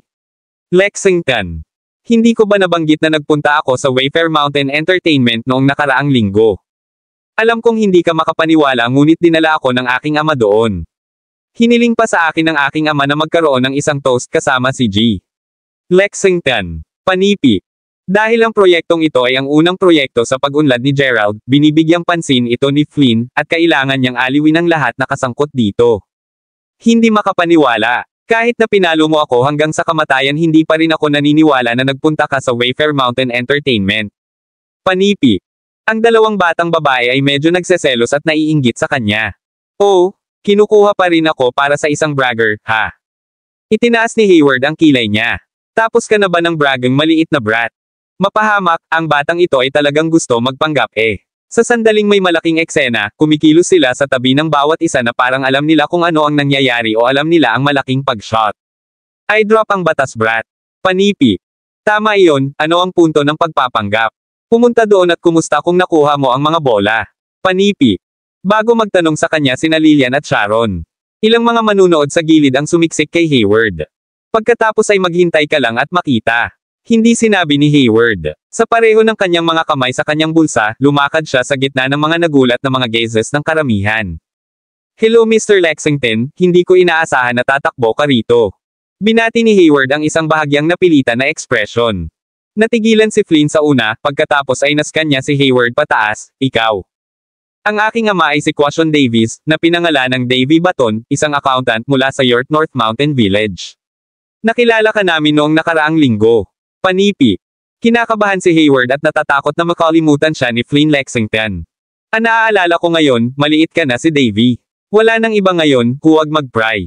Mas mahusay kang umalis dito ng maaga at bumalik sa bahay." Panipi. Sa sandaling narinig ni Flynn ang tungkol sa nayon ng York North, nagbayad siya ng malaking halaga ng pansin sa kanya at inalog ang kanyang mga kamay. Sinabi niya kay Hayward na mabilis na umalis sa eksena. "Oh Diyos ko, oh my God. Si Sharon Locke, Flynn Lexington ay talagang nakakaalam kay Hayward." Panipi. Si Lil Lane ay ganap na nasa sabik. Kung maaari lang siyang sumigaw, gagawin niya ito. Aha! At habang nagulat si Sharon, tinitigin din niya si Hayward, humanga. Sa sandaling iyon, nadama ni Sharon na parang si Hayward ay hindi kapani-paniwalang gwapo na naramdaman niya ang lahat ng iba pang mga nakakalusot na lalaki na nakita niya noon ay walang tugma para sa kanya. Kabanata 274. Si Hayward ay bumalik sa karamihan ng tao kasama si Glee habang tinitingnan siya ng karamihan ng mga mata. "Sige, sinabi lang sa akin ni G. Lexington na hindi tayo dapat manatili dito, may maaaring mangyari sa ibang pagkakataon, kaya sa palagay ko mas mahusay kaming umatras muna." Ngumiti si Hayward. Oo, kahit anong sabihin mo Hayward." Tumango ang karamihan at pagkatapos ay umalis ng madali. Ang kahihiyan na nadama ni Hayward matapos na napatunayan na mali ni Gerald kanina, lahat ay nawala sa puntong iyon. Kumpara kay Hayward, si Gerald ay hindi rin maituturing na makatao. Pinag-uusapan ang tungkol kay Gerald. Nagpadala na siya ng mabuting driver sa ospital. Kung tungkol sa bagay na ipinagbigay alam niya kay Flynn Lexington, sinabi niya sa kanya na alagaan ang pamilya ng driver at nagpadala ng isang halaga ng pera upang ipakita ang kanyang pasasalamat. Tulad ng para sa pamilya ni Kate, iniisip ni Gerald na bumalik matapos naganap na naayos ni Flynn ang bagay na ito. Tulad ng nahihirapan si Gerald na magpasya tungkol sa kung saan pupunta sa susunod. Bigla, nakita niya ang isang tao sa pangkat ng pag-chat ng klase na nagtag sa lahat ng mga miyembro. Ito ay si Cassandra McGregor. Ang buong klase ay dapat magtipon sa base ng entrepreneurship ng mag-aaral ng Universidad, Block B, sa alas 3 ng hapon. Maging doon o maging parisukat. Panipi. Natigilan si Gerald. Ano ang gagawin nila sa base ng negosyante? Tulad ng pagtataka niya sa kanyang sarili, nakatanggap siya ng isang tawag mula kay Harper Sullivan. "Gerald, nasaan ka? Nabasa mo na ba ang balita sa klase?" Panipi. "Nabasa ko ito. Sa pamamagitan ng paraan, ano ang tungkol dito?" Panipi. Tanong ni Gerald. "FCK? Ang Felicity ay talagang hindi ka panipaniwala. Hindi ba nabuhay ang lungsod na na-upgrade lamang sa pambihirang leave? Ngayon na ang Felicity ay nasa ilalim ng suporta ng pambihirang channel, maaari niyang mapanatili ang kanyang antas bilang isang kagalang-galang na angkla. Sinimulan niya ang kanyang sariling negosyo at nagmamay-ari ng kanyang sariling studio. Dahil bukas ay ang bukas na pagdiriwang, bakit hindi tayo magtungo roon ngayong hapon upang makita kung ano ang matutulungan natin?" Panipi. Wala pa rin tayong ideya kung ano ang gagawin pagkatapos ng aming pagtatapos. At tingnan ng Felicity, nagmamay-ari siya ng isang kumpanya ngayon. Bumantong hininga si Harper. Nanatiling tahimik si Gerald at ngumiti. Maaari mong sabihin na si Felicity ay nagtatrabaho ng husto upang pakainin at itaas ang sarili hanggang sa puntong ito. Sa sandaling ito, siya ay itinuturing na pinakamaimpluwensyang sa iba pang mga kamag-aral, at ang alingaw-ngaw ay mayroon siyang kumikita ng halos $15,000 bawat buwan. Iyon ay maraming pera. Tulad ng para kay Harper at ang natitira, hindi malilimutan sila ni Gerald, at magkakaroon ng maraming mga pagkakataon para sa kanila sa hinaharap. Ngunit dahil maraming mga nakakabagabag na bagay sa kamay, ayaw ni Gerald na dumalo sa pulong. Ngunit dahil ang buong klase ay pupunta, hindi ito magalang kung hindi siya tumalikod. Fine, pagkatapos ay magkita tayo sa batayang negosyante. Kapag natapos ang tawag, ibinigay niya ang kotse sa kanyang bodyguard at sumakay ng taxi. Nang makarating siya sa lugar na ito, huli na siyang oras. "Gerald, ano ang matagal mo? Sa kabutihang palad, hindi ka ang pinakabagong, haha." Panipi. Tinapik ni Harper si Gerald sa balikat. "May isang bagay, iyon ang dahilan kung bakit ako huli. Tama, bakit lahat kayo ay nasa labas pa rin? Hindi ba tatlo ang mapahamak, bakit hindi pa bukas ang pintuan? Nasaan ang Felicity? Panipi. Tiningnan ni Gerald ang pasukan ng base, kung saan nakalock pa ang pintuan sa isang hiwalay na studio. Tapos nagtanong siya, "Ha? Ngayon na siya ay isang sikat, kagalang-galang na anchor ng balita, ang mga kamag-aral ng US ay nakabitin lamang sa labas upang maghintay. Naghihintay pa rin kami na dumating si Felicity." Panipi. Komento ni Harper ng maasim. Lahat sila ay mula sa parehong klase at nagkaroon ng parehong panimulang punto, ngunit si Felicity ay naging isang pera sa internet na tanyag na tao sa magdamag, na ginawa ng iba pang mga kamag-aral na medyo nagseselos. Narito si Felicity. Bigla, sumigaw ang isa sa mga kamag-aral. Pagkatapos, nakita si Felicity na lumalabas mula sa isang Ferrari sports car. Ang ilang mga batang lalaki na nagloitering ay agad na nagtipon sa paligid niya upang kumuha ng litrato sa kanya. Inaasahan din nilang makakuha ng pagkakataon na batiin siya. Sa huli, hindi rin nag-abala si Felicity. Sa kanyang mga lilam at proteksyon ng kanyang mga bodyguard, dumiretso siya patungo sa base ng negosyante. Habang tinitingnan si Felicity, na hindi katulad ng dati, ang kanyang mga mata ay bahagyang nag-flick. Kabanata 275. Ang paraan ng pagbihis ni Felicity sa sarili ngayon ay hindi katulad ng kung paano siya dati. Dati siyang nagbibihis tulad ng isang diyosa upang ibigay ang isang nakamamanghang kagandahan, ngunit ngayon ang kanyang sarsa ay tila mas mature at matikas. Lantaran na nagsasalita, dahil ang Felicity ay napakaganda na upang magsimula, siya ay mukhang mas kaakit-akit ngayon. Si Gerald ay awestruck. Tulad ng para kay Felicity, hindi niya inaasahan na ang kanyang karera ay naging matagumpay. Minsan, ito ay talagang isang pagkakataon lamang. Kung hindi ito para sa ordinaryong tao, baka nanatili pa rin siya bilang isang maliit, hindi nagpapakilalang, live streamer. Ngunit ngayon, ang isang malaking pagbabagong anyo ay naganap sa loob lamang ng ilang buwan. Ang pakiramdam na hinahangaan ng marami ay simpleng kamangha-manghang. Bukod dito, sa sandaling nakamit ng mga tao ang ilang mga taas, ang kanilang mga personalidad ay magbabago din. Ang Felicity ay mas nakakainis at mas malamig kaysa sa dati. Noong nakaraan, nang makita niya ang mga tagahanga na bumati sa kanya, binabati sila ni Felicity ng isang ngiti. Ngayon, hindi niya ito pinansin. Binuksan niya ang pintuan upang hayaan ang mga mag-aaral. Tumawid si Felicity. Nandito na ba ang lahat? Kung gayon, itatalaga ni Blondie ang gawain sa lahat. Ngayon, siguraduhing tulungan akong linisin ang studio, hindi ko maantala ang pagbubukas-bukas.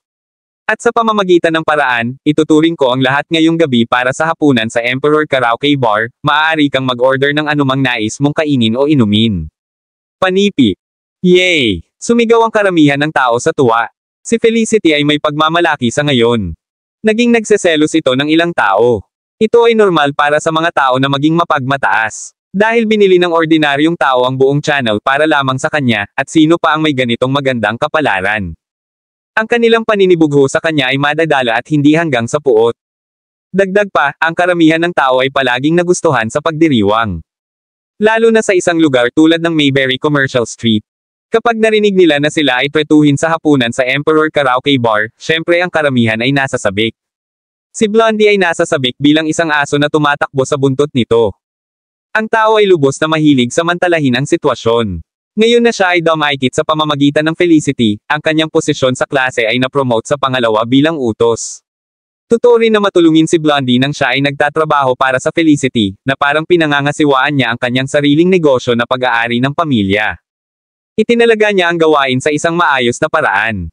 Mayroong isang bilang ng mga mag-aaral na hindi nais na magtrabaho para sa Felicity, ngunit dahil iyon ay magiging walang respeto at hindi ito nagkakahalaga ng pagkakasala sa pagiging Felicity tulad nito, kaya't sila ay nakipagtulungan. F***, bakit nakalimutan ko ang banyo? Kailangan kong maghanap ng isang tao upang linisin ang banyo. Panipi. Matapos maipamahagi ang lahat ng trabaho, sinaksak ni Blondie ang kanyang ulo at sumimangot.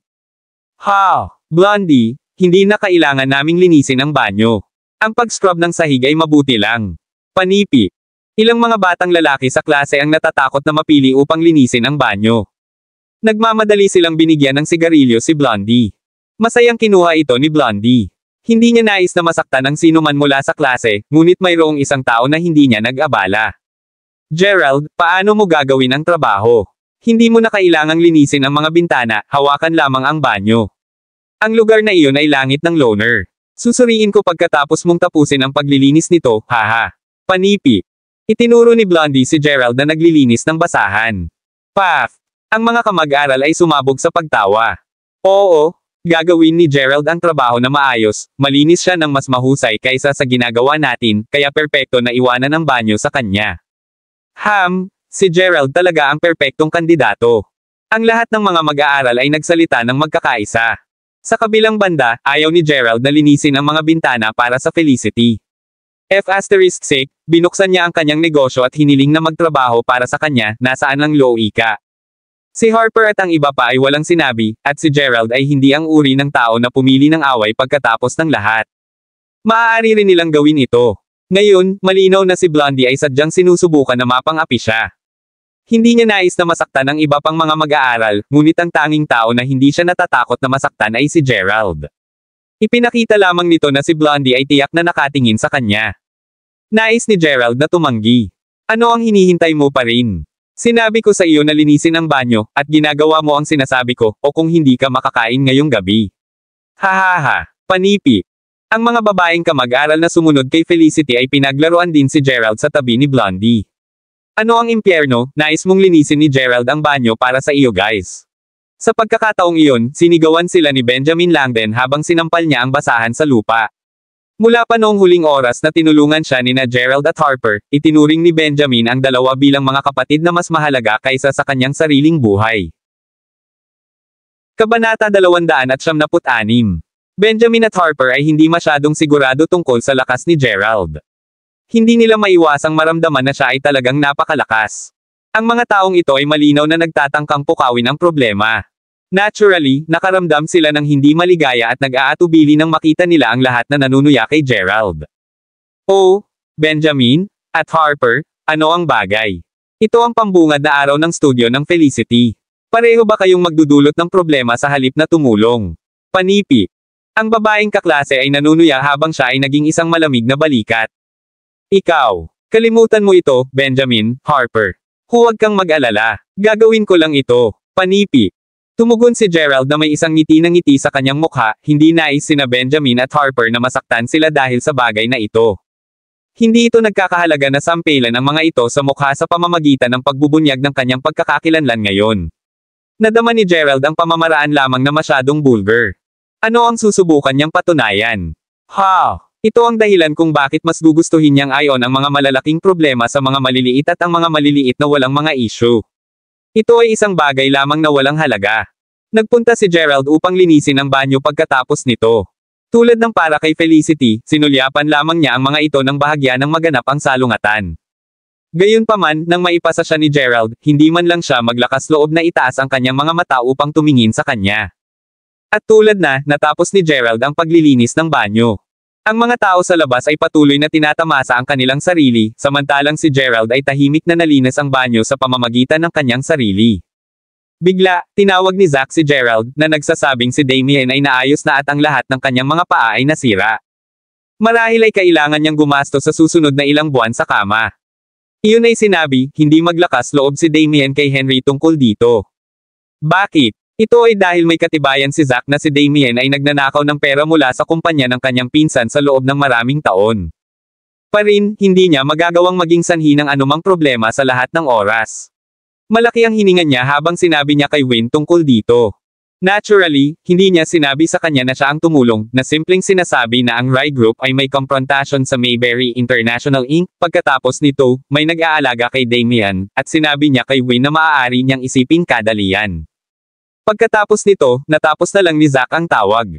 Bigla-bigla, ang pintuan sa banyo ay itinulak ng bukas. Nakita ni Gerald si Felicity na naglalakad papunta sa banyo na may malamig na ekspresyon sa kanyang mukha. Tinanong kita, may sakit ka ba? Mayroon ka bang sapat? Sinabi ko na sa iyo na hindi kita makikita. Bakit kita makikilala? Sino sa palagay mo ikaw? Panipi. Hahaha. Naisip mong isang malaking pagbaril, ha?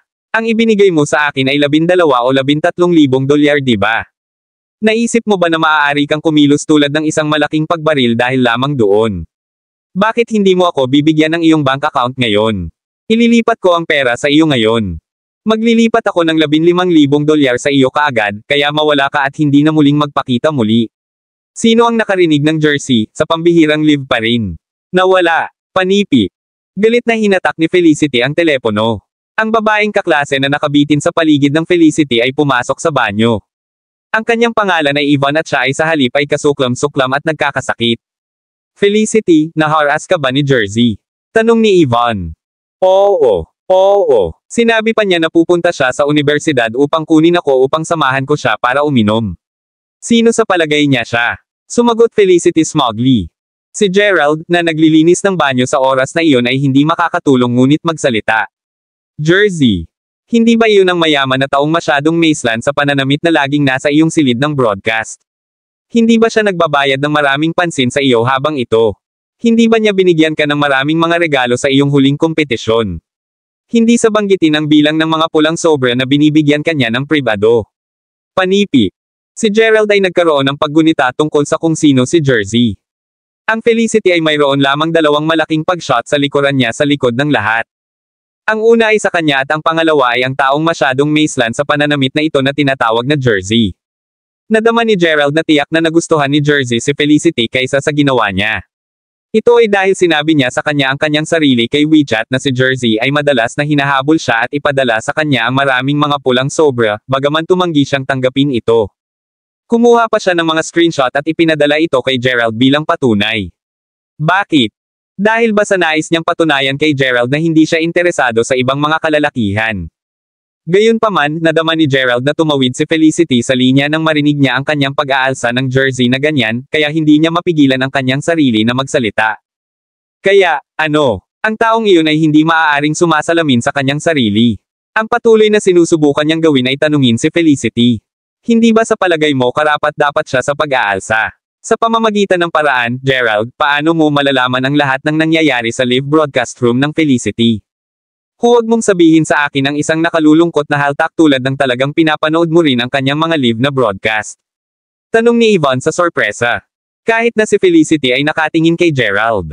Siyempre, hindi siya nagulat na talagang napanood niya ang live broadcast. Hindi rin siya nagulat na pinapunan niya at sinaway siya. Nagulat lang siya sa kanyang huling pangungusap.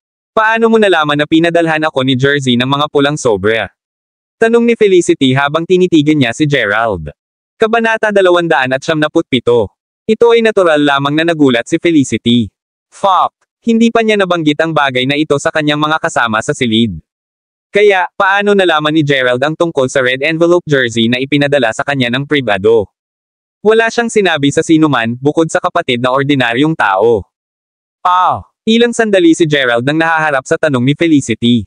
Hindi niya talaga maintindihan kung paano maaaring maging malupit si Felicity, at bilang isang resulta, hindi niya mapigilan ang kanyang sarili na makagambala, malabo lamang ang lahat ng nasa isip niya. Pagkatapos, bigla niyang naalala na sinabi sa kanya ni Felicity ang lahat ng ito sa kanyang pangalawang account sa WeChat. Well, noong pinapanood ko ang iyong live na broadcast isang gabi, nakita ko si Jersey na nakikipag-usap sa iyo tungkol sa ilang mga pulang sobra na ipinadala niya sa pribado. Kaya, sa oras na iyon, naisip ko na dapat na ipinadala niya ito sa iyo sa pribado. Panipi. Mabilis na bumubuo si Gerald ng ilang gibberish. Gayunpaman, si Felicity ay nadama ng kaunti pa. Si Yvonne, na nakatayo sa tabi, ay nanunuya. Hahaha. Gerald, hindi ko talaga inaasahan na ikaw ay napakapangit. Upang isipin na talagang pinapanood mo ang live broadcast ng Felicity tuwing gabi din.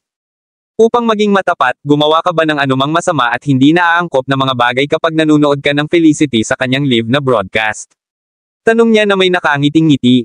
Si Felicity ay napaka mapagbigay pagdating sa ito, ngunit ngayon, tinitigan niya si Gerald na may pinakamalamig na mga mata. Hindi niya talaga inaasahan na maging tagahanga din siya ni Gerald. Hindi ko ginawa iyon. Totoo ang sagot ni Gerald. Bagaman naisip niya ito ng higit sa isang beses, hindi pa niya talaga nagawa ang katulad nito. Mas mabuti ka hindi. Ang aming Felicity ay isang diyosa na hindi ka maaaring makalapit pa rin. Sagot ni Yvonne habang sinubukan niyang mag-flatter Felicity. Sige, kung gayon. Pumunta tingnan kung ang lahat ay tapos na sa paglilinis sa labas. Gerald, maaari kang magpatuloy sa paglilinis. Panipi.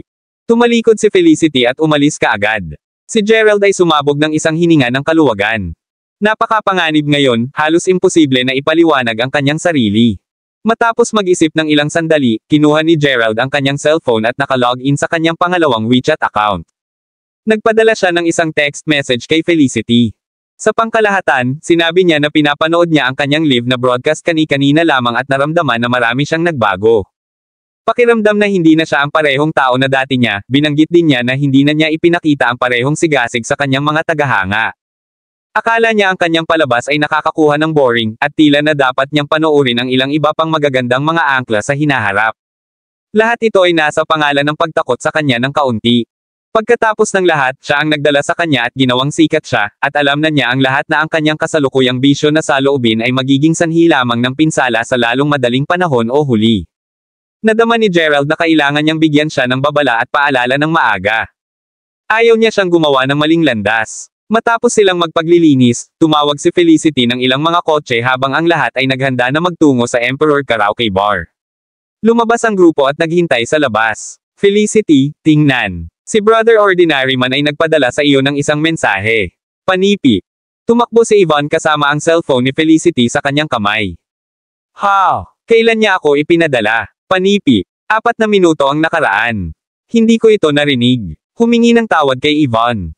Mapahamak ito. Hiniling ko sa iyo na hawakan ang aking cellphone, maaari mong suriin kung nakakakuha ako ng anumang mga mensahe sa WeChat. Nangangahulugan ito ng 24 na oras sa isang araw. Bakit mo naantala ang 4 na minuto? Panipi. Nang marinig ito ni Felicity, naging sabik siya. Well, Felicity. Kapag ang lahat ay naghahanda na umalis ngayon, nakita ko na ang ilang mga lugar ay hindi pa nalinas. Malapit nang umalis si Gerald, ngunit ginawa ko siyang linisin muli. Nang sa wakas ay nakita ko iyon. Nagpadala sa iyo ng mensahe si Brother Ordinary Man, 4 na minuto ang lumipas. Sagot ni Yvonne, isang pahiwatig ng takot na kumalat sa kanyang mukha. Hindi okay. Sisigat lang ako sa mensahe ng kapatid na ordinaryong tao ngayon. Panipi. Matapos tingnan ang nilalaman ng mensahe ng Brother Ordinary Man, si Felicity ay natigil. Parang umiyak siya. Felicity, ano ang mali? Tanong ni Yvonne. Sa palagay ko ay hindi na ako mahal ng kapatid na ordinaryong lalaki. Sinabi niya na nagbago ako. Nagbago na ba ako, Yvonne? Nagbago na ba ako sa anumang paraan? Hindi na ba ako ang Felicity na dati niyang mahal? Panipi. Nagsimulang umiyak si Felicity. Nakaramdam siya ng walang pag-asa na nababahala. Kung ikukumpara sa lahat, si Felicity ay higit na nag-aalala tungkol sa pangunawa ni Brother Ordinary Man. Kabanata 278. Felicity, huwag maging kinakabahan.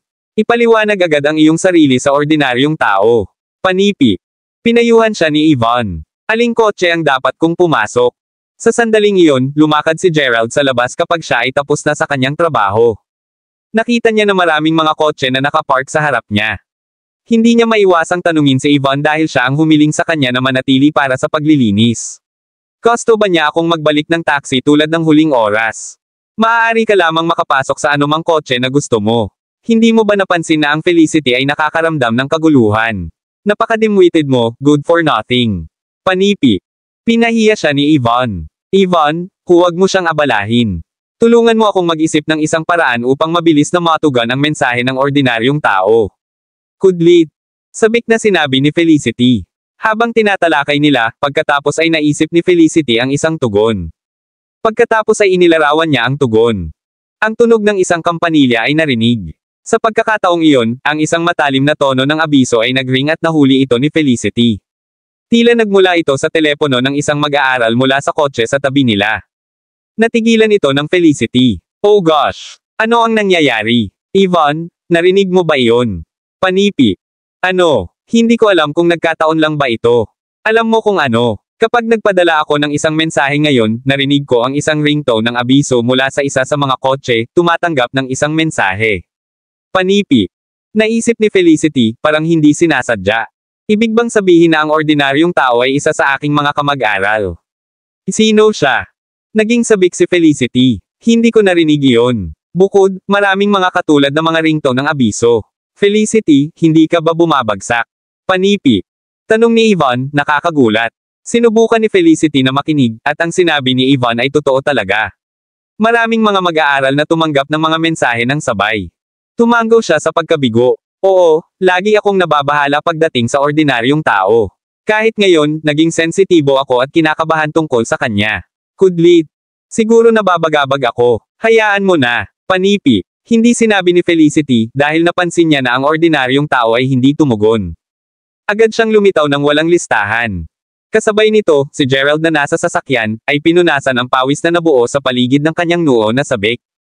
Mabilis siyang nag-log out sa kanyang iba pang account sa social media. Diyos ko, iyon ay isang malapit na tawag. Kudlit, naisip ni Gerald ang kanyang sarili. Sa Emperor Karaoke Bar, si Gerald ay pamilyar sa lugar na iyon. Si Felicity ay lubos na may kakayahang at mayaman na ibinigay na maaari niyang i-book ng direkta ang napakalaking pribadong silid. Ito ay higit pa sa sapat upang magkasya sa paligid ng 60 tao. Ang mga kamag-aral ay nagtipon doon tulad ng pagkakaroon sila ng isang partido, at ito ay sa halip buhay na buhay at maingay. Sa una, ang karamihan sa kanila ay napahiya na kumanta sa harap ng lahat. Ngunit ilang sandali pagkatapos ng pag-init, nagsimula silang pumasok sa kalooban at nagsimulang kumanta ng labis. Kahit na ang kanilang pag-awit ay hindi malambing o nasa susi, nais lamang nilang tamasahin ang kanilang sarili. Si Gerald ay umiinom ng beer kasama si Harper at ang iba pa. Diyos di asterisk man ito. Ano ang ibig mong sabihin? Baliw ka ba? Panipi. Bigla, sumigaw si Felicity sa kanyang telepono at nagulat ito sa lahat. Hindi nagtagal ang lahat ay nahulog sa katahimikan.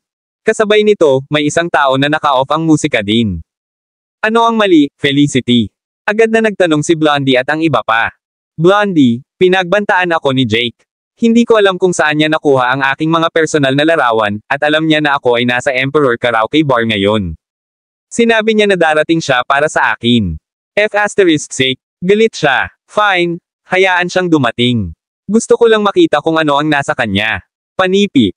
Kinakabahan si Felicity. Fine, hayaang dumating siya. Marami sa atin dito. Panipi. Itinaas ni Blondie ang kanyang beer at sumigaw. Felicity, mangyaring huminahon. Isipin mo lang ito, si Jake ay isang lokal dito sa Mayberry. Nakuha niya ang iyong personal na mga larawan at alam niya na narito ka. Dapat siyang magkaroon ng ilang mga paraan upang maghukay dito. Mangyaring pakalmayan ang iyong sarili at hayaang harapin ang isyong ito. Kung hindi man, bakit hindi ka humingi ng tulong mula sa iyong mga nakatatanda mula sa pambihirang live at sabihin sa kanila ang tungkol dito? Panipi. Habang umiinom si Naomi ng beer kasama si Gerald, pinaalalahanan niya si Felicity tungkol sa ideya. Felicity sneered. Wala akong pakialam. Mawawalan ako ng katinoan tulad nito. Sinabi niya na nais niyang pigilan ako na umalis, at inangkin niya na mag-upa siya ng isang tao upang panggahasa ako. Di asterisk man ito. Sino ang impyerno sa palagay niya? Gusto kong malaman niya. Hindi ako isang taong gupitin ng madali. Panipi. Nag-spotter si Felicity. Kabanata 299. Felicity, kung iyon ang kaso, pumunta at tawagan kaagad ang iyong mga nakatatanda mula sa iyong kumpanya. At mabilis na makipag-ugnay sa ordinaryong tao. Panipi. Ang isa sa mga batang babae ay sinabi ng walang kinikilingan. Dahil siya ay isang batang babae, siya ay naging sa halip kinakabahan na pagdinig na may ibang tao na darating, naghahanap ng problema at pumili ng away. Nag-sniggered si Felicity. Ano ang dapat kong matakot? Kailangan ko ng sino man. Kung si Jake ay nangahas na pumunta sa Emperor Karaoke Bar para sa akin, gagawin ko siyang magbayad ng isang mabibigat na presyo para dito. Mayroon kaming isang matalik na kaibigan, at kahit na ang CEO dito ay natatakot sa kaibigan na iyon. Ito ang aming teritoryo. Panipi. Itinanim ni Felicity ang kanyang mga braso sa kanyang baywang ng mahigpit at sumabog sa pagtawa. Natigilan si Gerald. Oh gosh, nalantad ba ang aking pagkakakilanlan? Kudlit. Naguguluhan sila. Sino iyon? Nang malaman nila na mayroon silang isang kaibigan na ganyan, si Yvonne at ang iba pa ay naging kakaiba. Matapang na sagot ni Felicity. Huwag na nating pag-usapan ito. Gusto ko lang malaman na wala kang matakot. Narito ako upang alagaan ang sitwasyon. Tangkilikin lang natin ang ating sarili. Panipi. Si Blondie at ang iba pa pagkatapos ay gaganapin ang kanilang mga baso ng alak at binagsak ang alak. Ang eksena pagkatapos ay lumago ng masigla at maingay. Gayunpaman, naging kinakabahan si Gerald at nag-aalala. Si Felicity ay masyadong smug at mayabang. Mga ad sa pamamagitan ng pop future. Pinagsisisihan ito ni Gerald. Nagtataka siya kung dapat ba siyang makipag-usap sa pambihirang live at hilingin sa kanila na censure siya tungkol dito. Habang siya ay malalim sa pag-iisip sa bagay na ito, narinig niya ang isang putok ng biglaang. Ang pintuan ng pribadong silid ay sinipa ang malawak na bukas. Di nagtagal, maraming tao ang nag-flock sa pribadong silid. Mayroong halos 30 sa kanila. Ano ang ginagawa mo? Natigilan si Blondie sa una at pagkatapos ay nakuha ang kanyang pakiramdam habang sumisigaw siya. Ang ilang mga kabataan ay nakita pagkatapos na kumukuha ng buhok ni Blondie. Pagkatapos ay kinuha nila ang isang bote ng beer at hinampas ito ng diretso sa kanyang ulo. Agad siyang nahulog sa sahig. Sa lalong madaling panahon nagsimulang mag-aralgal ang mga batang babae. Huwag lumipat. Ang ilang mga kabataan ay sumigaw ng mabangis. Ang mga batang babae na iyon ay nakakita ng mga tao na nakikipag-away bago ngunit hindi pa nila nasaksihan ang gayong mga mabangis at malupit na fights, at marami sa kanila. Sila ay walang awa at mabangis. Kumilos sila ng walang pag-aalangan. Tiyak, ang mga batang babae ay natakot. Ano ang ginagawa mo? Hindi mo ba alam kung anong lugar ito? Alam mo ba kung sino ako? Panipi. Hindi lamang ang mga batang babae, ngunit kahit na si Felicity ay natakot din. Hindi mahalaga kung paano lumitaw ang smug at mayabang na Felicity, natatakot pa rin siya sa loob. Tumayo siya kaagad at sumagot pabalik na may isang flush na mukha. Siyempre alam ko kung sino ka. Ikaw ay Felicity, at ikaw ay isang mapagmataas na tanyag na internet. Hindi mo ba ako hiniling na dumating para sa iyo?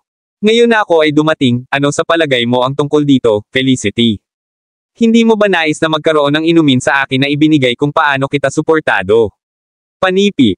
Isang 38 taong gulang na bahagyang bumulusok ang lumakad at ngumiti ng malamig. Kabilang sa maraming, siya lamang ang nagbihis ng casual deck sa isang t-shirt lamang. Ang kanyang mga braso ay natatakpan din ng mga tato ng dragon. Tila isang gangster siya. Ikaw ba si Jake? Matapos obserbahan, hindi mahirap para sa Felicity na mahuli kung sino siya. Gaano ka manggahas na dumating sa Emperor Karaoke Bar para sa akin? Maghintay ka lang at tingnan kung mag-upa ako ng isang tao upang makitungo sa iyo. Panipi. Nag-retort si Felicity, nang hindi nagpapakita ng anumang takot. Gayunpaman, hindi natatakot si Jake. Napangiti lang siya ng malamig at naglakad papunta kay Felicity. Pagkatapos nito, isang malakas na smack ang narinig, at sinampal niya ng diretso ang mukha ni Felicity. Agad na natitisid si Felicity sa sofa sa epekto ng sampal. FCK mo? BTCH. Hindi mo ba iniisip ang tungkol sa iyong sarili? Sa una, gumastos ako ng pera upang magsaya sa iyo dahil lang sa mukhang maganda ka. Ngunit nakakagulat, hindi mo rin ito pinapahalagahan. Tumingin ka sa akin. Walang pagmamadali upang makakuha ng isang tao upang makitungo sa akin ngayon. Hayaan mo akong turuan muna sa iyo ang isang mahirap na aralin. Panipi. Malamig na sumingit si Jake. Kabanata 300. Sa parehong oras, lahat ng biglaang, nakabukas ang pintuan. Miss Dawn? Sino ang tinutukoy mo? Sino ang nangahas na pumili ng away dito? Panipi. Sila ang mga bodyguard na nagtrabaho sa Emperor Karaoke Bar. Mayroong 5 sa kanila, at pumasok sila sa pribadong silid kasama si Yvonne. Si Yvonne ay medyo matalinong batang babae. Kapag ang iba ay nakipag-ugnay sa pribadong silid ngayon lamang at nakipag-away kay Blondie, tahimik siyang lumayo at maingat habang binubugbog nila si Blondie. Habang madilim ang silid at nagpapatuloy ang mga fights, kaya't walang nag-abala kay Yvonne. Mabilis niyang pinasasalamatan ang mga bodyguard. Ang mga bodyguard doon ay tila medyo matibay. Oh, ito ang CEO Mr. Jodderell. Kumusta, G? Jodderell. Panipi. Sa hindi inaasahan, ang mga bodyguard ay natigilan sa sandaling lumingon si Jake at tiningnan sila. Sino ang impyerno ay si G? Jodderell. Siya ang taong nagpapatalo sa mga tao dito. Panipi. Ang minuto na nakita ni Yvonne kung paano nagreaksyon ang mga bodyguard, natigilan siya. Anong bagay na walang kaparerekon ang iyong pinag-uusapan? Kailangang mag-abala si G. Jodderell sa kanyang sarili sa pagbugbog sa iyo. Siya ang CEO mula sa isang nakalistang kumpanya Rai Group. Bakit niya mahihirapan ang kanyang sarili sa gayong pagkabata? Mga kabataan na katulad mo. Aalis na kami ngayon. Mangyaring huwag mag-usap ng walang kaparerekon sa susunod. Kung hindi, babayaran ka namin para dito. G. Jodderell, iiwan ka namin sa iyong negosyo. Panipi. Ang mga bodyguard ay sumabog sa kanya ng isang magalang na ngiti bago umatras mula sa pinangyarihan. Sa katunayan, ang mga bodyguard ay hindi natatakot kay Jake. Ngunit inutusan sila ni Flynn na magpakita ng paggalang sa mga tao mula sa pangkat ng Rai kung dumating sila sa Emperor Karaoke Bar. Hindi nila ito matulungan dahil ang Rai Group ay walang kamali-mali sa mga kontrabida at taksil na kilos sa Mayberry. Gayunpaman, kung ang Mayberry International Inc. ay tatayo laban sa Rai Group, hindi sila natatakot. Ngunit kailangan nilang maging magalang sa bawat isa. Kaya kung ang ilang mga customer ay nakakasakit sa mga tao mula sa Rai Group, at dumating sila na naghahanap ng problema doon, ang mga bodyguard ay hindi lamang papansinin. Tulad ng alam ni Jake tungkol sa kanyang paninindigan, alam niya kung saan ang linya ay hindi tatawid. Ngunit si Felicity ay naging medyo kinakabahan pagkatapos makinig sa mga bodyguard. Ed asterisk man ito. Ang taong pinakahamakin ko ay talagang ang CEO mula sa Rai Group.